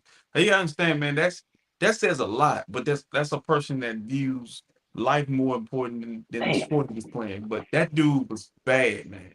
I mean, Vince Carter, there was a time when Vince Carter was the best player in the NBA, and he played for the Toronto Raptors. Oh, yeah. And, oh, yeah. Yeah. And I mean, there's a lot of politics with regards to the Raptors getting on national game coverage in the United States, because the Canadian viewership does not count towards FCC viewership, right? So it is that much more difficult to get the Raptors on Christmas, for example. I mean, like in 2020, when the Raptors played the Celtics on Christmas Day. That was their first Christmas game since 2001. Ooh. And if I'm not mistaken, I think Raptors are like top 5 in wins over the last decade. Mm-hmm. However, but with regards to Vince, with regards to Vince, and again, I don't know if it's ownership. I mean, the team did have trouble surrounding him with support, right? No.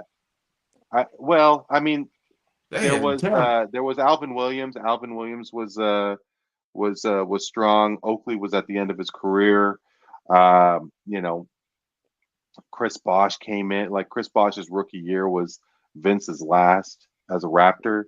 Peterson too, right? Morris Yeah, Peterson, Mo Pete.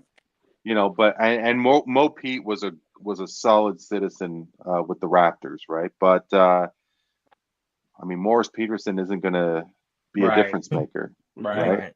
I mean, he's a great. Maybe he could have been a solid 6 guy, but do you think if Vince would have bought in? I'm gonna tell you what Vince was up against if he'd have bought in. That's how Iverson got to the final. All he had to do was beat the New Jersey Nets, who made to the finals twice. Like that Raptors team was maybe a player away. They were better than the Sixers. The Sixers that played the Lakers in the finals. And then, but in that same year, you had a Ray Allen led Milwaukee Bucks, who was tough, but Vince was hand down better than all of them. I remember seeing the play where Iverson had to guard Vince. And he just shot right over him, and Vince had the shot where he leaned back. And I used to think to myself, like, you don't even have to lean back, dude. Like, you just that gifted. But man, I think about that all the time. Like, what if he'd have just stayed? He was really good. If Vince did stay and Bosh developed and win more. Yeah, no, that would have been strong. That would have been strong. I still think that New Orleans is hoping that Zion gets healthy, and then B will do everything he can to make Zion happy. That's right. All right, let's go ahead and move on to NFL talk. All right, the playoffs for the NFC Championship and the AFC Championship. So we're gonna start off with the Baltimore Ravens. Ravens are minus 4-point favorite over the Chiefs. Randy, who do you have? This is your pick. Who do you have? Mm-hmm. Who are you taking? The Ravens or Chiefs? So as especially RC and Swift know, I'm not the biggest NFL guy, but I could definitely appreciate it. These days for sure. Doing a little bit of research here, and I'm seeing that the Ravens are 4-point favorites right now. Yes, that's what I'm seeing up my way. Now, if I'm not mistaken, Kansas City's got a better pass game, and Baltimore's got the best run game in the league. Yes. Yeah. Okay. Yeah. But is Taylor Swift going to be? Is Taylor Swift a difference maker? Oh my goodness! Put us out of misery. I almost threw up. I don't know who Kelsey was throwing that heart to. I'm thinking like, man, please let him just throw it to Jason. But he did a heart. He scored a touchdown. He did the heart thing. I'm like, bro. Listen, okay, okay. Look, I love my wife, but Taylor Swift, she's a bad woman right there. Let's call it. What? How much you worth? 500 million, maybe. Bad woman. No, she's making $1 billion off of that. I don't know. Billion. I know like one Taylor Swift song, but maybe 2 songs. But check it off. Yeah, that's it. That's all our songs I know. But you know what? I am going to think. I'm thinking that. Well, what's Baltimore's defense like? Sorry to be taking up so much time. Top rated. That secondary is pretty legit. It'd be great to see Baltimore in the finals. It would be great to see Baltimore make that Super Bowl. Super Bowl, yes, man. I'm a little skeptical though. I am thinking Chiefs are going to pull it out though. Yep. Patty Mayonnaise. Now y'all put him in the Super Bowl. All right, Flowers, who you have? Taking Baltimore. I'm going to take Baltimore on this show, but my gambling heart, I'm playing Kansas City with the points. And we'll probably bump it up to 6.5 or 7 because Kansas City hasn't been blown out since the Super Bowl they lost to.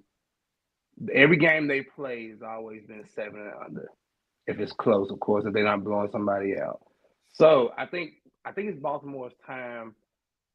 I don't think that Baltimore be as scared, in my opinion, as Buffalo was to compete last week when it got tight. I think Baltimore is built for these situations. But hey, you got the perfect person in Patrick Mahomes that can come in and just fuck everything up. Excuse my language. So Patty Mayonnaise. I am taking Baltimore, but I wouldn't be shocked if Kansas City came on this. Man, did y'all see how bad Roquan Smith won that win versus the Texans? I don't know y'all saw his highlights, and they had him mic'd up. The boy was hungry. Man, this Ravens defense, this Ravens team is hungry. Think about it. Think about Roquan Smith. Chicago, no success. He gets traded. He's in the middle of success now. And that's one of the reasons I'm picking Baltimore because the all three lines you got linebacker Patrick Queen, and Roquan. You got Matabuki, Clowney. You got all these guys that can. Marcus Williams. Oh, and Thuney's out. The All-Pro guard for Kansas City is out this week. So even Clowney was getting pressure in the Texans game. He ain't really known for pressure. I just think that it's their time. I think it's their time. They got the right. They have veterans. They have the right pieces. Mm-hmm. All right, RC, who do you have? Man, listen, until I'm at the funeral and Patrick Mahomes is in the casket, he's not about to undertake me. I'm taking Patrick Mahomes. He knows how to win. This is his time of the year. I don't care about him being on the road. He understands these moments. And his players will be ready to play. And the one thing Taylor Swift is doing is absolutely nothing. That's the NFL pushing it down our throat. Travis Kelce has woke up. He's been asleep all year. I kind of feel like they just been kind of doing like NBA teams do, just kind of trying to get to the dance. And now they're in the dance and they're dancing. And I feel like their defense is very underrated. They will thump you. They will hit you. Yeah. And but the difference in the game is going to be the pass game. I like Lamar Jackson. I understand everything that everybody's saying, but if you really watch the way he plays, this is a favorable matchup for the Kansas City defense. Because with Josh Allen, he's gonna spread you out, air it down the field. This is gonna be very condensed in the phone booth. And that's what Kansas City want to do. Those D linemen, those linebackers, that Bolt and Gay, those guys are really tough too. They're gonna get after it. So Gay may not play. Okay, but I feel like, to me, until Patrick Mahomes is laying on his back and it's all zeros, I'm going with the Chiefs. I'll say this: the Buffalo Bills dropped the ball. They had the game. They had the game. Wide right. I mean, they go from running Cook and Josh Allen down the Chiefs' throat in the fourth. Like they had the Chiefs defense reeling. They couldn't figure out Josh Allen. Josh Allen gaining like 5 yards when he did scramble. Shoot, more than that. So if the Ravens just keep at the run game, I mean, they have a great chance of hitting some big runs. So I mean, we saw the Chiefs yell some against Cook and Allen. So this is the crazy part about football, man. We've seen everybody take a punch in these last 5 games and be on the ropes and dig themselves out. We've yet to see the Ravens do that. We've yet to see the Ravens have looked the most dominant out of everybody that's left in the playoffs. Everybody else is battle tested, been on the ropes. Detroit's in tough games, 49ers in tough games, Chiefs in tough games. Let's see what it looked like if they did the same thing they want Brock Purdy to do. Let me see if they can do that in the playoffs, if Lamar can dig himself out of a 14-point hole. Because I'm telling you right now, it's different right now. And I haven't seen nobody challenge them. And they're going to get pressed and challenged this weekend and in the Super Bowl if they make it. So I got a question. I got a question. Again, because I'm seeing that Baltimore did not get 4,000 yards in the air. No, that's correct. So I guess, and they had the best rush game in the league. Mm-hmm. So how good is Lamar Jackson? Like I said before, he need receivers, man. Like I don't trust. You really trust a hurt Aguilar? He had a case of droppies before. Bateman. I mean, how good is really Bateman? They have two speedsters. Man. Zay Flowers is a rookie. You count on Zay Flowers, who averaged 4 catches a game, 56 yards a game. I'm glad you said this about what people need. You like LeBron James in the NFL. You always need something. I'm just saying, like, all these guys that you're naming are playing on the highest level of football. Like those guys, hold on, the Aguilars, the Zay Flowers, the Odell Beckham, these were big name guys in college who come into the NFL. My guys is in San Francisco are developmental guys, Brandon Ayuk. So these guys have been proven but they got the system is set up for Lamar to run. It's not a pass heavy offense. So if you bring AJ Brown to Baltimore, his numbers gonna dip. Yeah, that's fine. What I'm saying is they need a sure-handed guy because OBJ on his last leg. You talking about, but we don't know these guys can step up in the big time. Like you need a sure-handed guy. So what Patrick Mahomes need? Same. Patrick Mahomes have He needs. I'm saying Mr. like Swift. in the crunch time, you need somebody that you can count on. Can you count on OBJ to get open? So look, if you swap Baltimore's receivers with Kansas City receivers, Baltimore's not in the playoffs, right? But if you send them receivers that's in Baltimore to Kansas City, they're going to the Super Bowl. I'm telling you. Yeah, because Patrick Mahomes is more of a pocket passer. But you just made my point. You said that those receivers he got ain't good enough. No, them receivers in Kansas City is trash. Yeah, they are. You send them to Kansas City. You send him Zay Flowers right now and Odell. Man, but I just feel like no. Like I just feel like with Lamar, he just needs a safety blanket. I think it might be if you swap them seat, it might be a game or two differential. Between both. They're not that great. I mean, they good, but how many? When you make a game plan against the Ravens receivers, are you just scared of them? No, styles make fight. No, that's what I'm trying to tell you. Like they don't. I mean, they have purposely in Baltimore. That system, it's kind of like it's all on Lamar. Yeah, but if you watch Michigan with JJ McCarthy, he game managed them to a Super Bowl, to a national championship, and they just ran the ball. That's the hardball way, brother. They're gonna run the football and play action off there and let their quarterbacks be athletes. They're not gonna stand back there and dot the I and cross the T. That's not what they do. He doesn't have that's to. That's the problem. That's what I'm saying. That's the problem I have with it though. Because what happened when you have to play like that? Right. If they get down 21 points or something like that. You have to play like that. That's where I'm having a problem with. Like, who's that guy that can pick up that crucial third down to keep the drive alive, to keep you Andrews moving? Hurt. Andrews hurt. Well, he might be back this week. Because he almost played last week. And because we saw them. Who did they lose in the playoffs last year? Who was that? Was the Bengals? The Ravens? Yeah, the Bengals. Yeah, they took away Mark Andrews. They made Lamar. No, Lamar was hurt. Lamar was hurt. Yeah, it was what's that kid's name? Huntley. Yeah. But the year prior, just like the Bills, remember Lamar, he was driving down the field and they were giving him Mark Andrews the whole time. They were giving him the middle of the field. But when they got close to the red zone, they took that away. They showed him something else, and he threw a pick six to that corner. I forgot his name, but he took it all the way, and that was a wrap.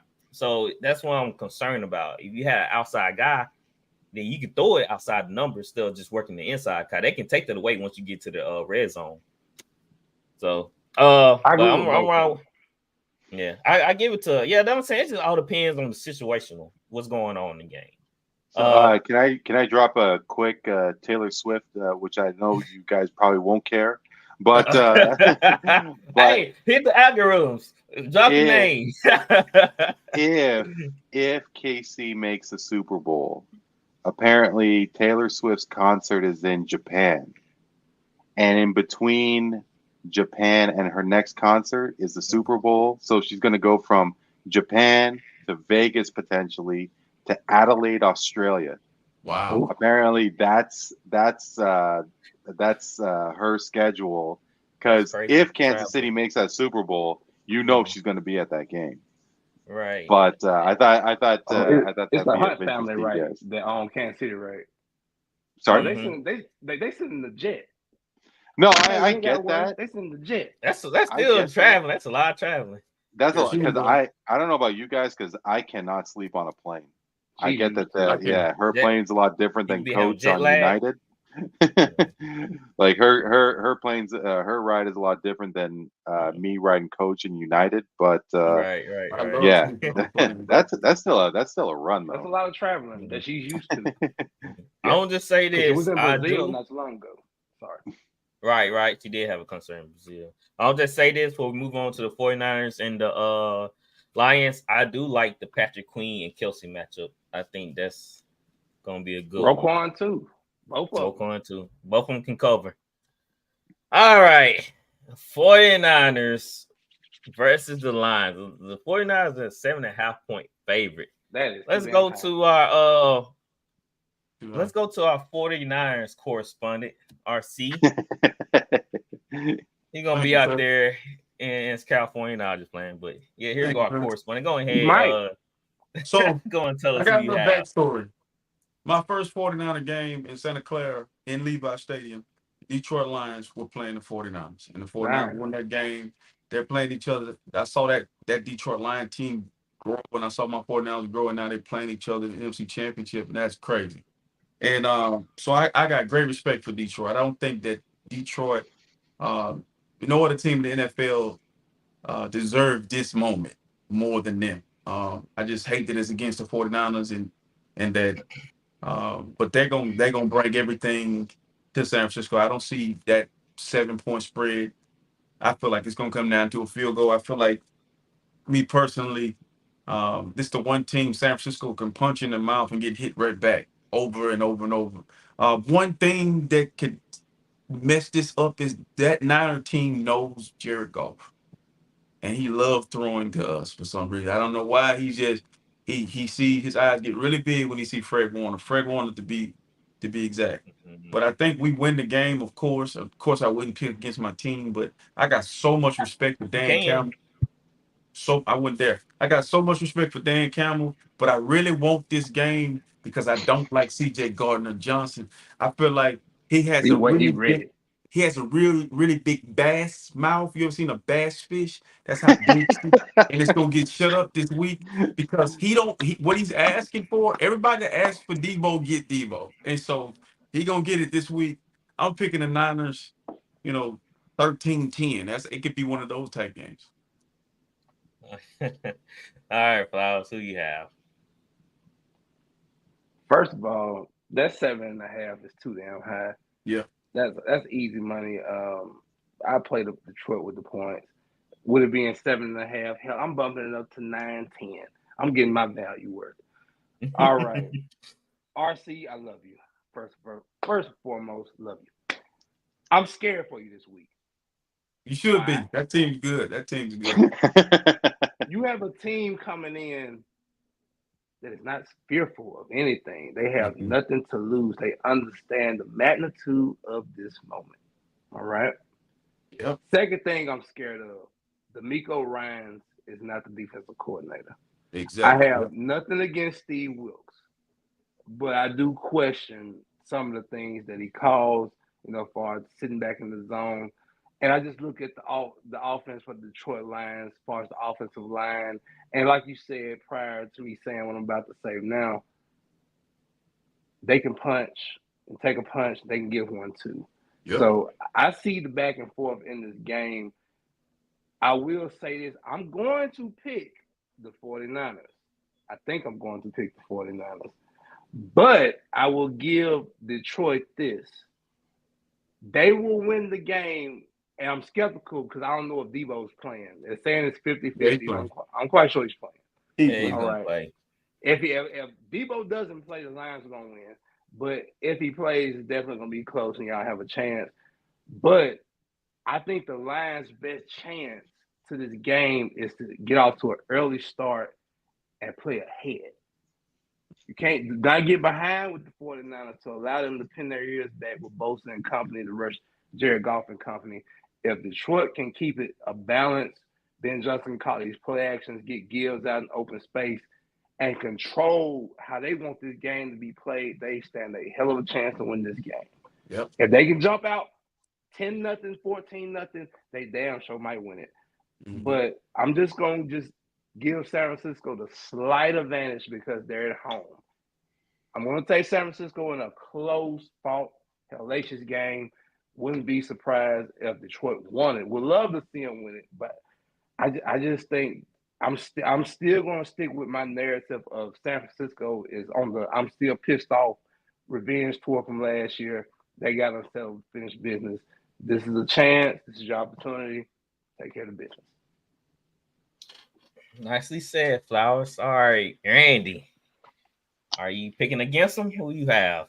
Yeah, RC, you know how I feel about you, man. I mean, Detroit is. Man, y'all should get RC a lot of love, but y'all don't say that to my team, the Saints, or something when y'all play picking against them. I got my Bucks helmet right there. That's kind of weird, but okay, I'll let it fly. I don't get any mail from. I don't get any mail from San Francisco. I used to give you hell about the Saints. I've come a long way. Yeah. Aaron Brooks and all. Go ahead, Randy. Yeah, I mean, so from what I'm seeing, it's relatively close, like in terms of passing. It's relatively well. In terms of the run game, Niners hasn't got more run yards than Detroit. The pass defense, like the defense on passing, is a lot more favorable to San Fran. Right, they're at home.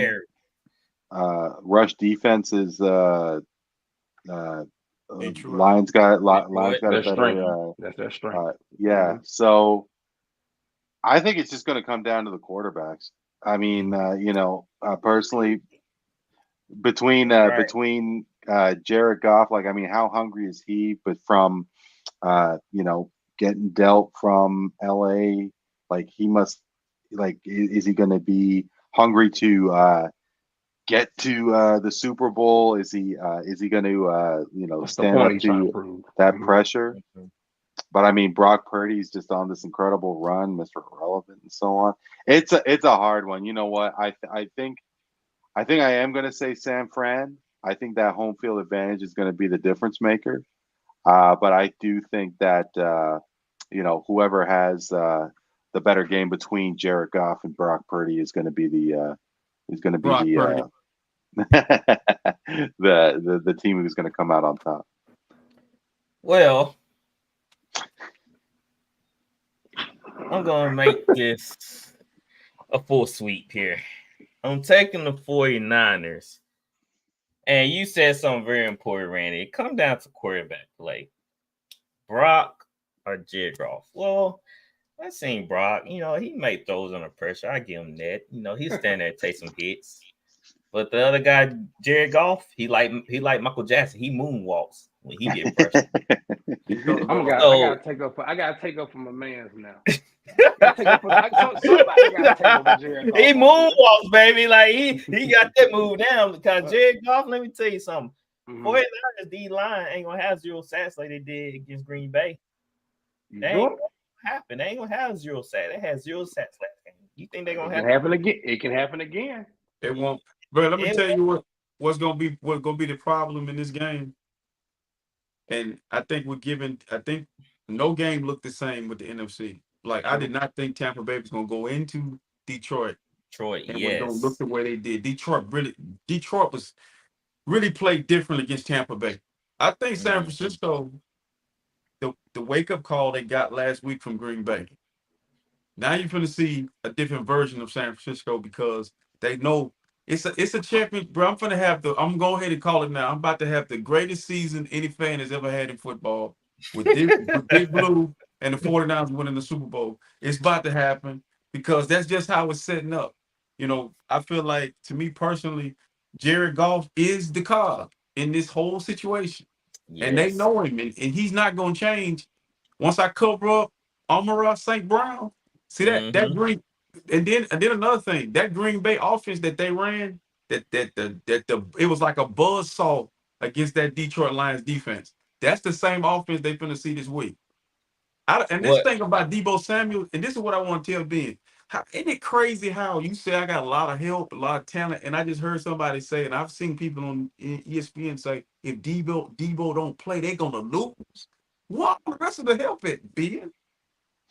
Well, you know why they say that, right? Because y'all use Deebo in a lot of motion. No. I want you to answer this for me. You said that Brock Purdy got all these weapons, but they say one man down, we're gonna automatically just because some guy that's sitting on ESPN saying something don't mean nothing. No. I'm saying I watch Deebo. Deebo is the X factor because he break important tackles. It right there. It ain't a lot of weapons over there. It's a car Jennings, that was a heck of a catch. Jennings is a dog. It's a car that has 4 tires. It has a motor. It has all. It's got to run. It's got to be a car to work. You have the best running back in the league.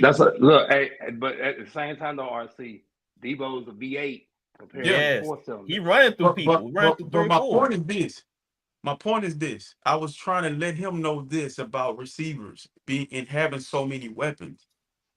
Don't be enamored by seeing Ayuk and when they're clicking, because the one guy, he makes all that clicking go like he's the guy. See what I'm saying? They look like they couldn't move the ball when he went out there. So that's why I say give him a week. I mean, you heard you lose them in the game. You have to readjust. I get that part of it, but they got a full week to prepare. I don't want to take that too much into account.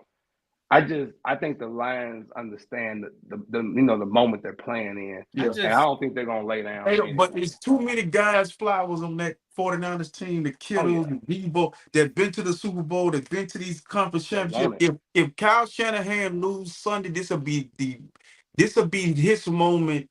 He'll go into. He's already in this position that Jim Harbaugh was before he got out of it.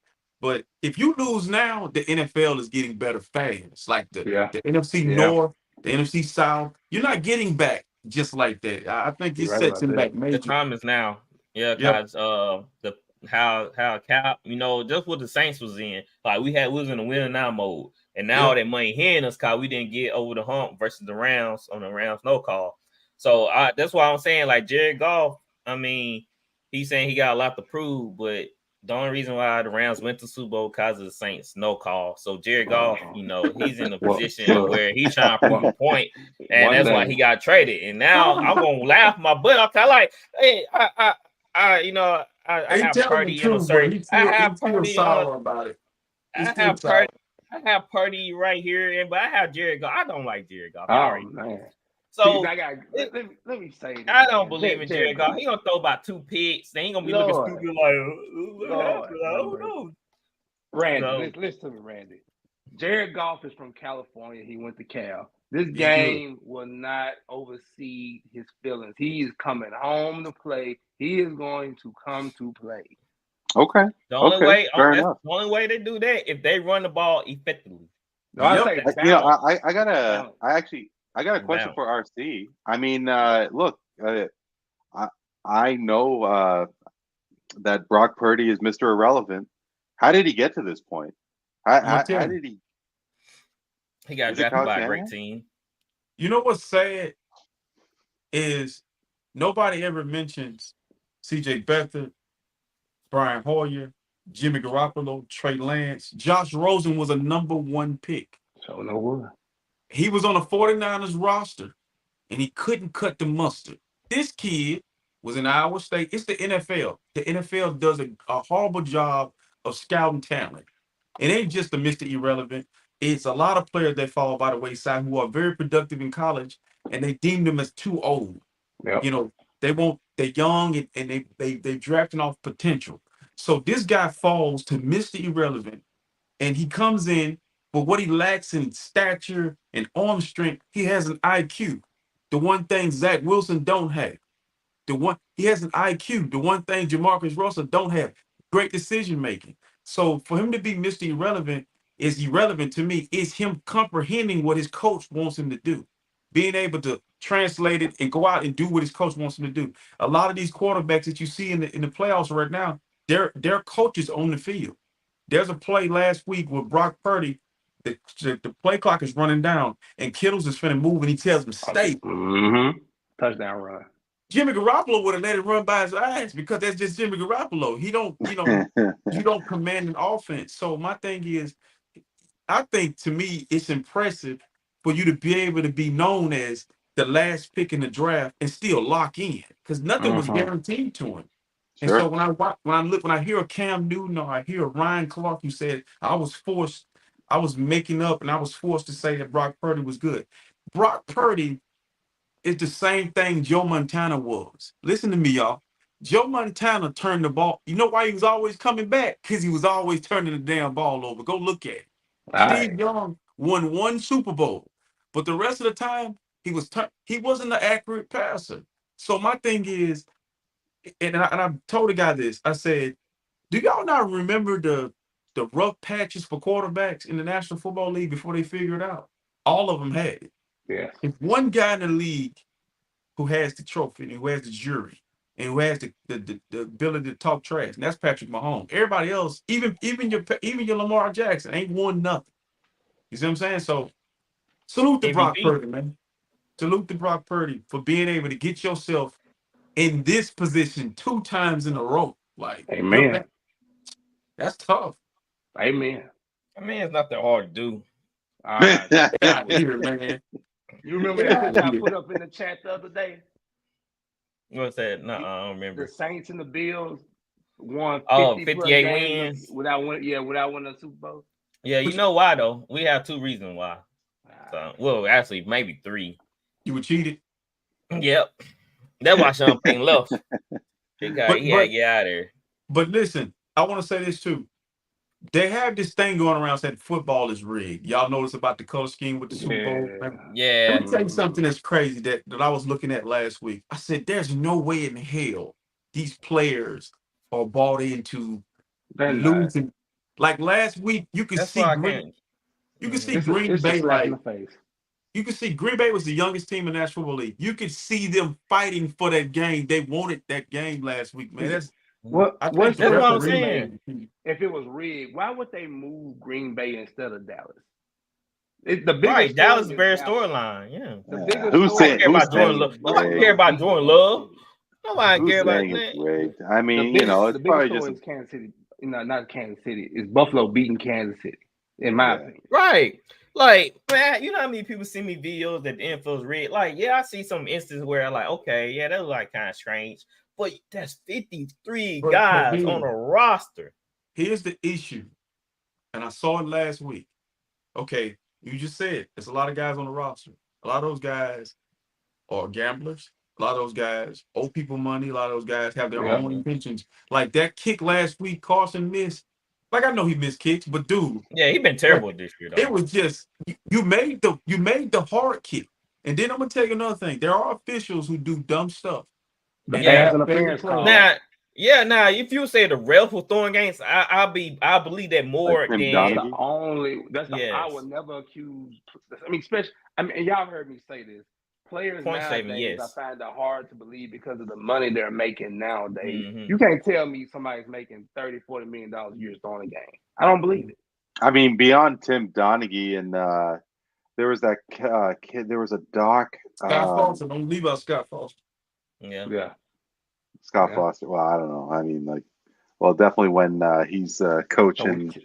I think it's easier for NBA to throw a game than NFL because you can't predict NFL injuries. Because there's concussions all the time, and there's like so many variables going into. We watched the Super Bowl. We watched the Super Bowl with no holding call.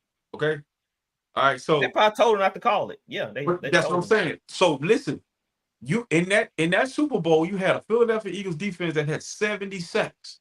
That's a record. And then you had a Chiefs defense that had 55 sacks. So, but the 2 quarterbacks that was playing in the Super Bowl, one of them was injured. You remember Mahomes limped into that Super Bowl, and then Hurts he needs time because you know him. He got to go through his progression. He go through his progression like somebody's grandmother. He's like he's 7, 6. Yeah, You know, he takes his time. The Chiefs still So won. Yeah, he needed time. I think there is a level of it that is controlled because last week Green Bay got a first down, clear as day. Quarterback sneak. If Green Bay is up 14-7 or they go up big on San Francisco, that's a different game, man. I'm trying to tell you, some of it's controlled though. But also, it's when they say no, like when they let corners and receivers play through all their hand fighting, I think in big games they tell them, "Hey, slack off, like don't call that. We want to see a good game." So everybody complain about penalties messing up a game. They're like, "Why y'all keep stopping the game? Let them play, let them play." So that's why I think they did do that. What's the difference? I'm sorry, I mean, because y'all. What's the difference in when the NBA playoffs start? You hear the refs swallow the whistle. What's the difference in that and NFL playoff football? What I was gonna add is maybe, and I mean I'm looking at it from way far away, but like maybe you can make an argument about how tilted the foul calls are in the NBA. Yes. I mean, with NFL, you guys could definitely comment a hell of a lot better than me. But like, how many times has LeBron James actually fouled out of a game? How many times? I mean, like, career? Is it? I mean, come on. And we're seeing that. I mean, there's so many questionable calls, and I give a ton of respect to referees because you go into that. If you call that foul against the home team and everybody's booing you, everybody's like, issuing death threats on your family and so on. Like, I get how hard it is, right? But like, there are a lot of times where I'm seeing basketball games and I'm like, okay, something may be up. It's blatant. I probably want to make a good ref because I ain't calling nothing unless I hear it. Unless I hear a slap, because I mean I used to play pickup ball. I get fired. I drop the hole, get knocked down, and my friends like, man, call foul. I'm like, nah, man, think about play ball. We've been accustomed to this for the longest. Think about it. The NBA for the longest have wanted more scoring, so that's a controlled substance in the game. And the NFL, they don't allow the defense to play. Everything's tilted towards the offense, so the advantages are already set in. But I'm with y'all. I mean, because I've been gambling long enough to see things like, okay, now this shit wasn't supposed to happen. No. So, you start seeing people breaking the coverings. Like if somebody's, covering 5, somebody hits a shot late, to mess that up, or the refs get the call. Matter of fact, I give you a great example. The Suns and the Spurs. When they stole the ball from KD, everybody thought it was a foul. I lost money that night because I had the Suns on the money line. I want to say, and that was like my last. I would have won a few $100. And that play happens, and you ask yourself questions, but some things could have been called, but it didn't call it. But just things like that, you catch at a blink of an eye. Just what you get. When we gamble, we start to see things more and more. Things just become obvious. Like a one that's very obvious for me. If you don't play sports, football, basketball, baseball, you understand like game situation and how big this situation is versus this one. Yeah, it's 3rd and 20, 3rd and 25. There's a play last week, Green Bay, 3rd and forever. I'm talking about they halfway back to Wisconsin, and the DB is like running down the field.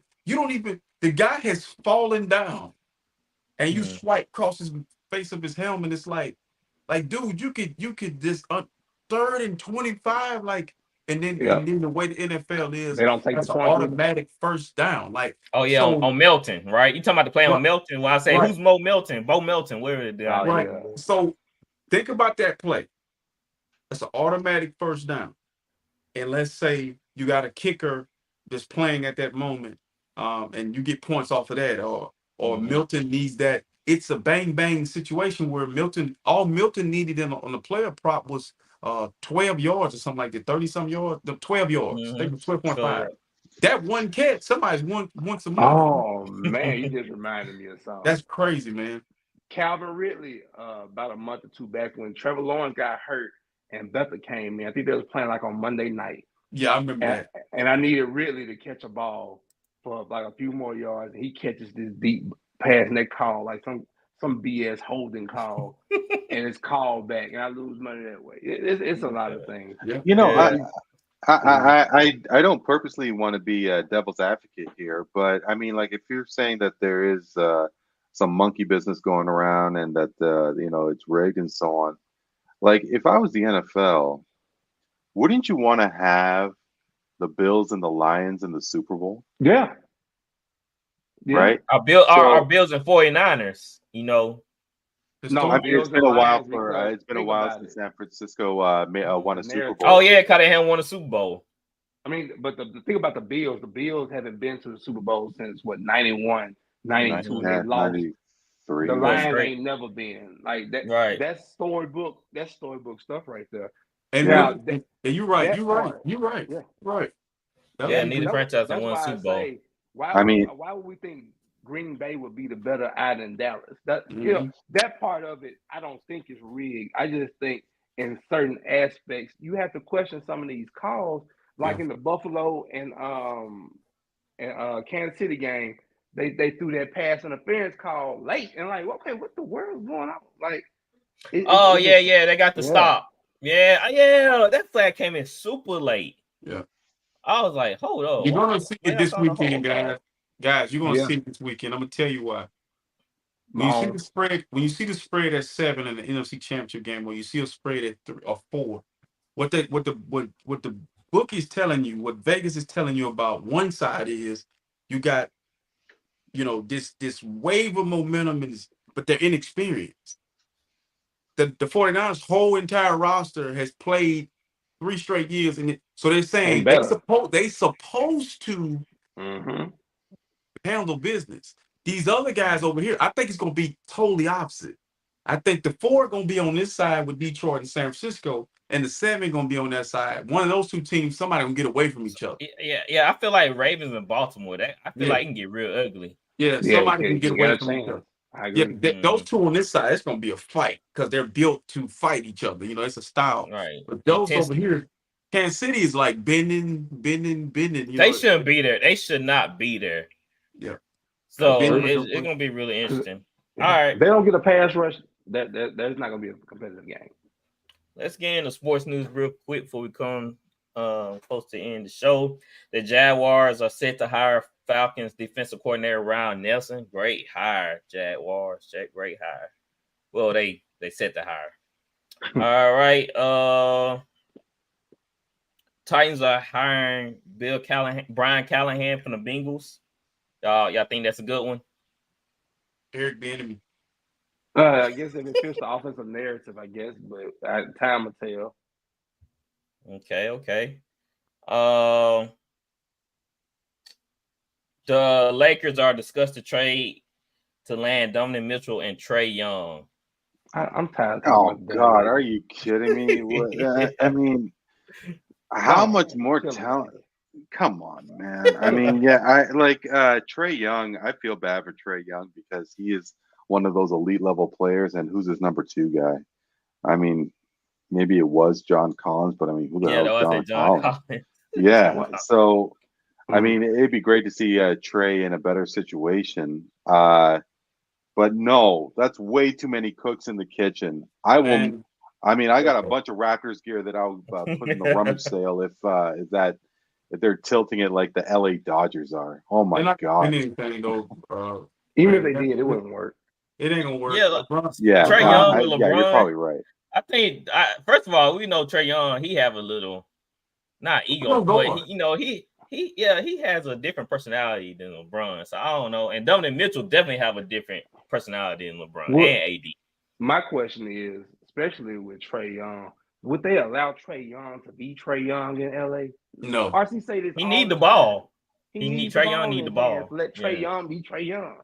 Sure, but like, how much longer are we going to see LeBron in basketball? Like, I mean, you have to think that, and obviously, he's not going to be playing forever. And if I don't even know what Trae's contract is like, but I mean, you know, you have to think that if they do a super team, that it's going to be after LeBron leaves. Right? I would, because Here's the issue with they're talking extensions with him, right? I mean, they haven't talked extension with LeBron. No, they haven't. No. Here's the issue being a Laker fan. Like, I probably watched 5 Laker games this year. It's the first time in my entire life where I haven't watched the Lakers play consecutively, like just running to the TV. And it's because it's a circus. It's a bona fide shit show. It don't matter who you bring in there to play alongside this guy. This guy changes who you are. You might be a double guy over here in Minnesota, but when you get to LeBron James, you're gonna be standing in a corner. And then also, the problem with the Lakers is that other great teams aren't having. You're not hearing Trae Young to the Bucks or the Celtics or the Nuggets. The Nuggets already have all the food and the plates and the table. Everything they need is in the house. The Lakers always, LeBron James, the longer he plays, the more he tarnishes or proves the point that everyone tries to make about him. Yep. He has to have a stacked deck to win. And my issue with him is that you go get these players, and then when you get them on your team, you treat them like they're not good players. Like these guys can play. They're playing on the highest level. Anthony Davis is a shell of himself. He can't play with LeBron James. Well, we know Russell Westbrook was the scapegoat for the Lakers. Yeah. Okay. They made him a clown. He was a clown right there with the LA. They made him to be the fall guy. I'm gonna tell you this, man. If this dude don't retire in another year, I'm about to do something I've never done. I'm about to withdraw I'm going to find me a new team. He like me. Whoa. I can't take no more. Randy. There's lots of room on the Raptors bandwagon. RC. No, Randy. We'll welcome you to open arms in Toronto. Hey, man. Listen, I like Scotty Barnes. I don't like RJ Barrett, but I like Scotty Barnes. I'm going to be a free agent after this year if this man don't get along. Especially if Bronny ends up on my team. If Bronny ends up in LA, I'm really gone. I want to, because we haven't been on the show, I want to ask y'all something, matter of fact. Because I felt a certain way. I don't know if it was last week or the week before last. The Lakers, after a game, they were interviewing LeBron, and he's watching Bronny on TV.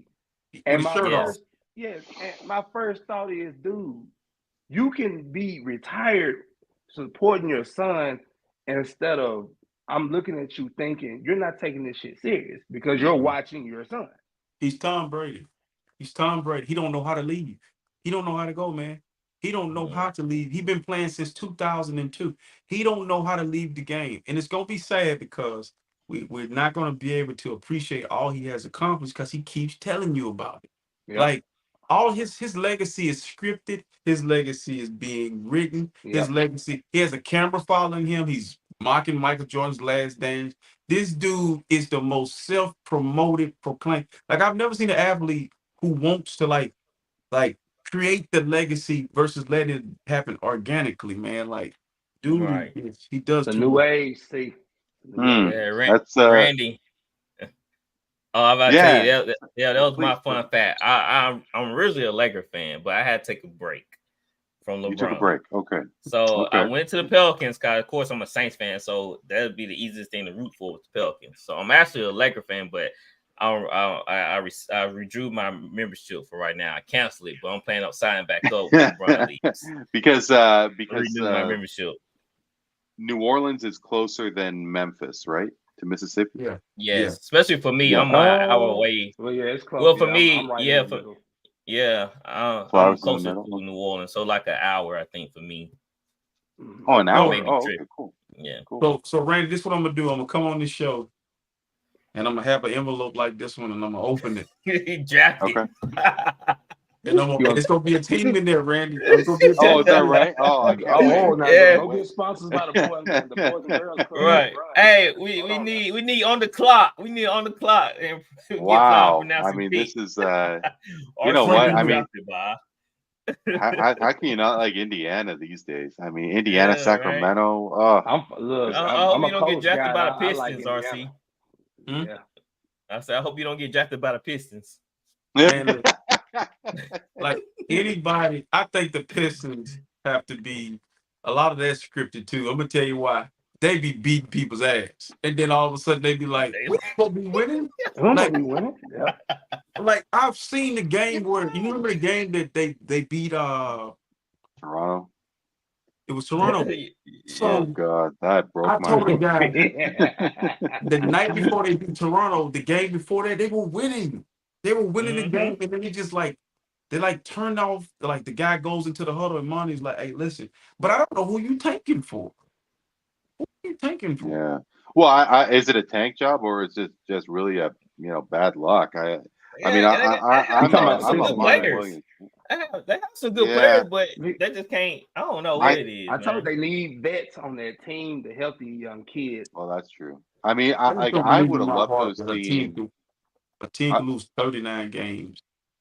Like kids can, but they end it though. They be ending games and the kids, they're kids. Yeah. They just living the life. I would have loved to have seen Monty Williams get another chance with Phoenix. I mean, I don't know what you guys think, but I mean, I think that KD, KD working with Monty, Devin, and so on. I would have loved to have seen that. I'm not a KD fan. I know that's right. I think he's worked with Monty before. I think Monty was in Oklahoma City with KD at one particular time. Actually, I think you're right. Correct. Yeah. So I have another news. Miami Heat, they trade Kyle Lowry to the Hornets for Terry Rozier.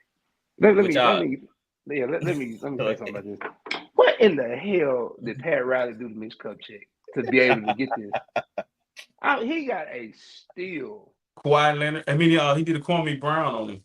Oh my goodness! What did he call him in the middle of the night? Like, hey, Mitch, was Mitch sleep when he made this trade? Because salary drop off, and you get a better player. The Heat needed scoring, of course. I almost said Tyler Hero was an underrated player only because he's improved within the last 3 years. I almost said that, but I thought Jamal, of course, is more valuable. But the Heat get something that they need, and they didn't give away anything for it. Kyle Lowry's probably not even going to dress up for the Hornets. They'll buy him out. And I also found out 4 teams will not be able to sign Kyle Lowry because they're over the luxury tax.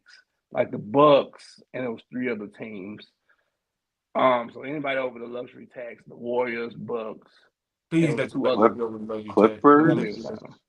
Oh, the Lakers. The Lakers over is Lakers. Lakers over the luxury tax, I believe. I think it might be the Lakers. I mean, what Kyle Lowry's gonna do for y'all? Nothing. I don't think. Listen, that's what I'm saying. I don't want no more people coming on the team who it's like the guy that was playing for Miami. What's his name? The light-skinned brother with the beard. What's his name, man? Gabe Vincent was so good for the Miami Heat. Now he's over there. Looked like he's in the movie Get Out. You know who y'all should have signed instead of Gabe Vincent? You should have went after Matt Strus because that would have been a better fit. But listen, right? He's a shooter. He's a shooter. Listen, man. Listen. I want y'all to hear me when I say this. They're trying to do something that you did yesteryear, LeBron. Basketball has changed. You can't have guys standing on the perimeter while you dribble the life out of the basketball. You got to play the game the way the game's being played. They have dominant bigs. They have dominant bigs now. Well, I got to jump in here because as RC, you're saying that you're not a fan of KD. I'm not a fan of AD. I mean, I've never been. I have never been sold that Anthony Davis is that elite level player. Like, I mean, I know that he didn't have a heck of a lot of. Well, I mean, I guess he had Chris Paul for a minute, right? Mm-hmm. Yeah. No, I think he.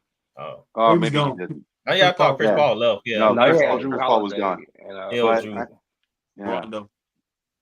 But I mean, like Anthony Davis, like when did he lead that team?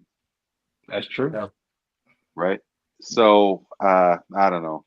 Like I've never been.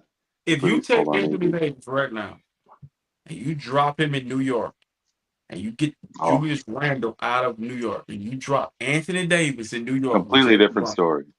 He gonna look like the problem with Anthony Davis. He needs to be in a small market. He needs to get out of Los Angeles. Well, I mean, New Orleans. He was in New Orleans.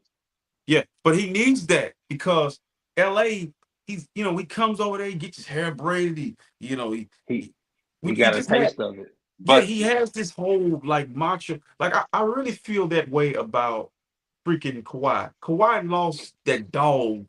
Like Kawhi in San Antonio was a different animal, different type of beast. Even in freaking Toronto, he just had this, business like men. When I see him play now, it's like I'm just here talking to be fired. Like he's comfortable. He's at home. Content, man. Content. I haven't caught a lot of Clipper games. It's still a little painful to see Kawhi in that uniform. But I mean, obviously he's been injured. Like how many like he missed that one season, and then he was gone for So I think that he's going to get his. He still has to get adjusted to Clippers to a degree. I mean, and now he just seems to be cooking with Paul George, and I mean it's taken a long time, but I think Kawhi and the Clippers, I think they got something going on there. Mm-hmm. I don't know how long it's going to last because I mean, like, if there is anybody that has an undefeated record, it's Father Time. So I mean, these guys are getting older. So I don't know. I wouldn't call Kawhi done yet. No doubt. And I'll just say this: don't put any Clippers on your underdog cards because you don't know what night they're gonna load match. You never lie. I will say this: last year, load match was like hell, but Kawhi has played in over 90% of the games this year. This year, he let me down. Right. He let me down a couple of cards already, so I don't stop messing with Kawhi. I did Paul George. I think Paul George got me one time. But the rest of them, look, the only thing I'll play with Kawhi is probably like his rebounds or something like that. That's what I did. I did rebounds and assists. The points thing, it fluctuates. Just do rebounds. Man, just do rebounds. That's not okay. All right, Cam Newton came out. I don't know why he got put this out there like he's news now, but he said he want to play quarterback. If it's not Atlanta, he don't want to do it. Bro, you ain't gotta worry about that. Cause they ain't gonna, you not even gonna call you. So why you saying yes? So what are you talking about? Like you got like you got luxury to choose. Cam Newton dresses like a muscle-bound Colonel Sanders. Like, I've never seen a man wear a basketball jersey under a sweater. Like to me, I feel like he's going through a midlife crisis. I know people still wear ascots, but he's going through. To me, he's going through a midlife crisis, man. No, I mean, athletes and fashion sense. Yeah, but like I said, he dresses himself from his wife's wardrobe. That's where he gets clothes from. But this is my issue with Cam Newton. Anything to stay relevant. Anything. Yeah. I think Cam Newton lost an incredible opportunity in being that role model. Like in Carolina, he was doing the Superman and he was giving the footballs to the kids. And, just so awesome. And I know that losing the Super Bowl must be hard. Yeah. I don't get it because, it's hard when my team loses the big game when watching on TV. But how he just sulked with that lip hanging out and not losing. See, because the one thing I got to say about Joel Embiid, forget about all the flopping and everything, because the focus on Joel Embiid when the Sixers lost to the Raptors was that he was crying, bawling his eyes out as he was walking into the locker room. Nobody was appreciating the fact that Kawhi hit one of the craziest shots in NBA playoff history, and Joel Embiid stayed on that court. And he congratulated all of those Raptors, right? I mean, there are a ton of players who walk out that court, fast without congratulating anybody, right? But, Joel Embiid, he took losing like a champion. I mean, I gave a lot of respect, but now I've lost it because he's flopping all the time. But, I mean, bring it back to Cam Newton. Like, if he lost with dignity when Carolina lost to Denver. True. But that's why I have beef with Cam Newton. It's not that he's not a great player. It's when everything's well, he's good, he's bragging, he's doing Superman, I'm back, doing all this. But when he losing, he on a sideline at the end of the bench with his hoodie, with the towel over his head, don't want to talk to none of his teammates. That's the problem I have. Like, he admitted to being wrong for doing that. He admitted. You're a quarterback. You need to go talk to your guys. You need to go tell be y'all the something, leader. though. Like Cam has a lot of knowledge. Cam is not wrong about anything he said. That's his opinion. He has no, what he said about Brock Purdy and others. He was not wrong. But what he don't understand is that I can name you 7 to 10 guys who have game managed a Super Bowl win. Yeah, I'm talking about even your GOAT has 2 trips to the Super Bowl where he game managed. I agree. So you look up the definition of a game manager. It's a person who take care of the football, make great decisions, and play within himself. I want Brock Purdy to be a game manager. I don't want him running around, throwing it over his head, diving over piles unless he needs to be doing it. But I mean, Cam is a great athlete, and he, like Randy said, he lost that opportunity to be like. It probably gonna keep him out of the Hall of Fame because he might get in. He ain't gonna get in because the writers and everything probably don't like him either because I never really heard writers come out and say they hated Cam. They don't like that. You gotta think about it. Like I'm quite sure Randy might agree. Like with the a lot of people are down on the Hall of Fame voting because now, I mean, they erased our whole youth of baseball by not putting Bonds and company in the Hall of Fame.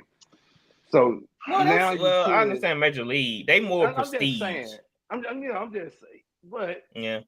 What I'm saying, but like also like NBA players too, like these writers and people that put these players in, they do go back and look how you treated them in the media and things like that, and it takes them a while.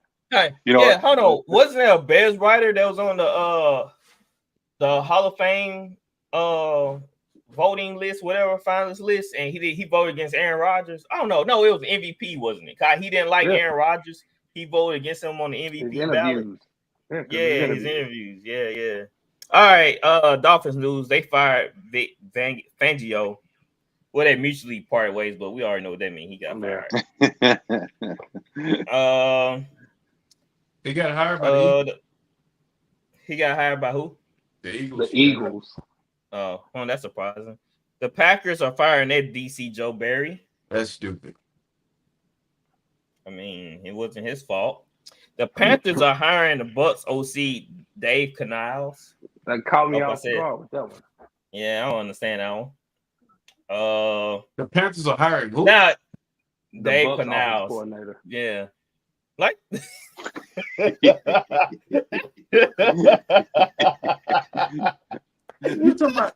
didn't know who he was. Your reactions are great, man. They had like the Bucks offense. I mean, Baker, but Baker played for, I don't know, played with a bunch of vets that know how to play. Yes. So that's what. And Rashad White, he was good, but they didn't use him in the right way. In my opinion. Have you seen what he looked like? I don't even know what he looked like. Oh, man, he's a young guy. I think he's in his 40s. He looked like his family's in the mob. Like I saw him first time. I saw him on Detroit. I mean, last week when they was playing Detroit, he's walking down the sideline.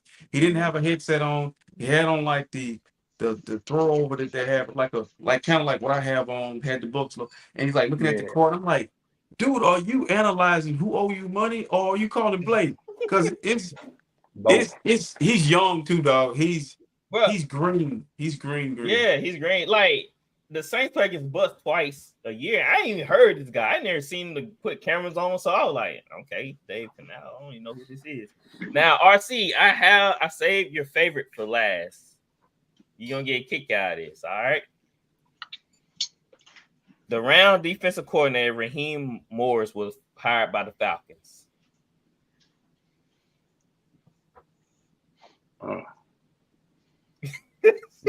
Hey, man, listen, I'm going to tell you something.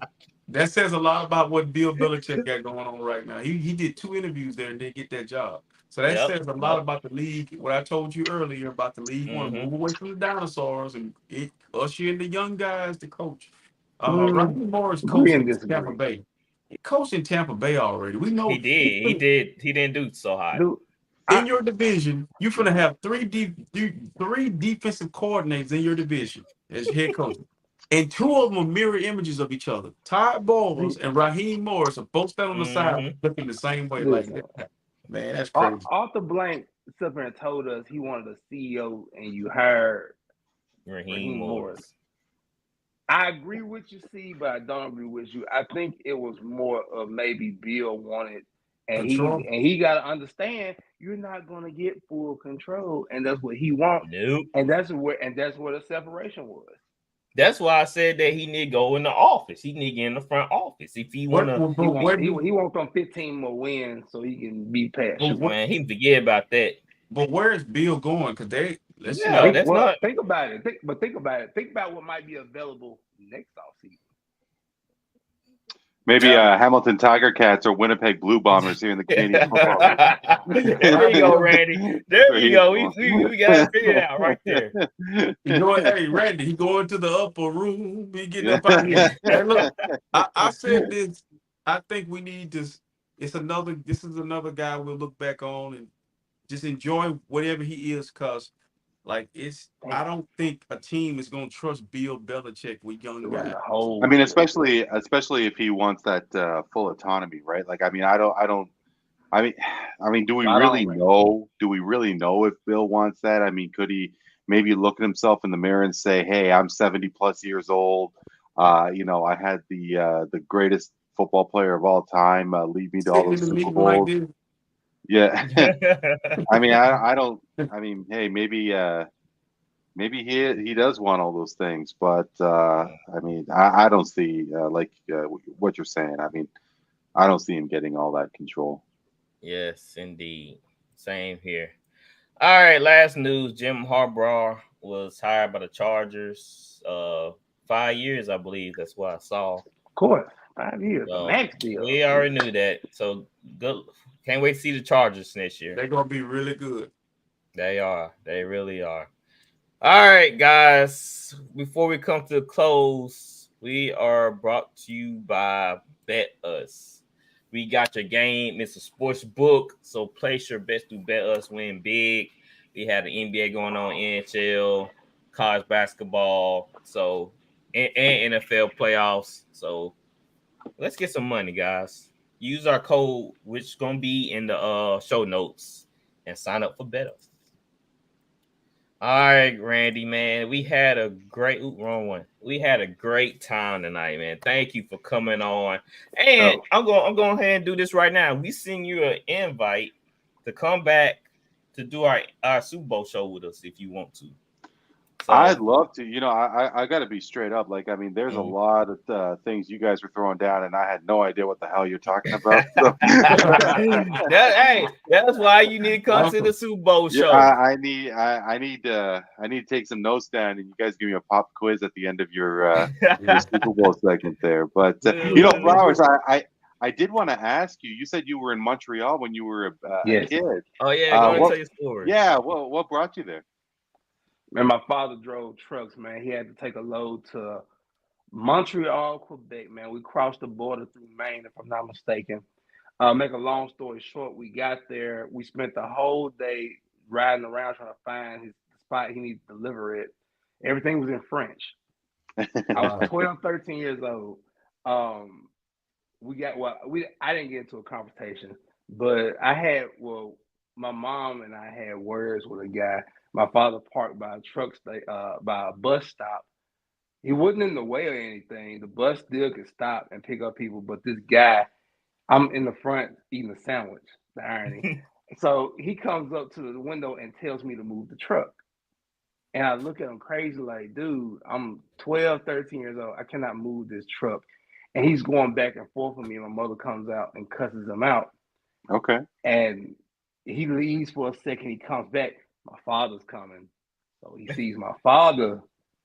My father cusses him out. He gets on the bus. The bus passes us and it stops. As he's walking to his seat, they had the windows down so you can hear him. And he's talking to somebody on the bus. He's like, "Oh, you damn Americans. They do anything they want." I'm just like, man, we are lost. We do not speak French. Everything's in French. You know, but other than that, man, it was great just to be able to say I went to Quebec. Was it Providence, right? That's what you call it? Yeah. We call it provinces here. Yeah. I haven't been in school in a long time. I do remember that. But to hear Quebec being the largest territory in Canada, and I think Montreal had the largest casino in the world. Wow. I don't know about something like that. Well, at the time, this was back in 2002. Okay, yeah. 2003. I think they were saying like they had one of the biggest casinos in the world in Montreal. I don't know. But I really didn't get to venture out a lot. But we did get some maple syrup, and we did come back. You know what? I mean, Montreal's got some great culture. And I mean, you want to talk about everything was in French. I mean, you got to go north to Quebec City, which is like 120 miles north. And the capital of the province of Quebec is Quebec City. And that is all French. I'm talking like, I mean, you would think you were in Paris, right? I mean, like it's bilingual in Montreal, like, you know. Yeah, we found people that can speak it. Yes. Oh yeah. In Quebec City, it's like maybe every 4 out of 5 people are just pure French. They don't either know English or don't want to speak English. But it's a little bit of a different scene. But honestly, it's Montreal's a great city. I mean, Quebec City is a beautiful city too, very historic. But nice. Beautiful scenery too on the way, man. Beautiful scenery. Like I said, it was summer, man. It was like 60, 70 degrees, nice breeze, very good weather. I remember it clear as yesterday. Right on. Dang, that's what's up. That's what's up. Thanks for sharing that cool story, Flowers. We really appreciate it. All right, guys, man. It's been a great show. We'll be back next week, Monday. My kids are done with sports, so no more flipping around. I can stick to the schedule. So, Randy, I'll give you more information about the Super Bowl show. I have a I'd love to come idea. on. I'd love to come on. Yeah. Thank you so much for the invitation, boys. Oh, no problem. I have a great idea. So I'm going to try something out here. And thank you, Randy. Man, we had a great time. We appreciate you, man. Thank you, guys. Yes, man. Yes. All right, guys. Oh, yeah. Oh, before we go, Randy, tell people where they can find you at. Oh, thanks so much. At What's Up Podcast. What's Up Podcast is with 1 P. I do an episode about once a month. You know, the full-time job gets in the way, and I'm inspired more days than the others. There's more juicy things in the world of sports sometimes than other days. At What's Up Podcast on Instagram, Twitter, Threads, YouTube as well, is where you can find most of the full episodes and everything. Be able to find an episode with Swift and RC a few months back. And Flowers, love to have you come on as well. Man, get me on. I'd sure enough do it for you. Yes, sir. All right, guys. Thank y'all for tuning in to another great episode. We are out of here. See y'all later. Peace and love.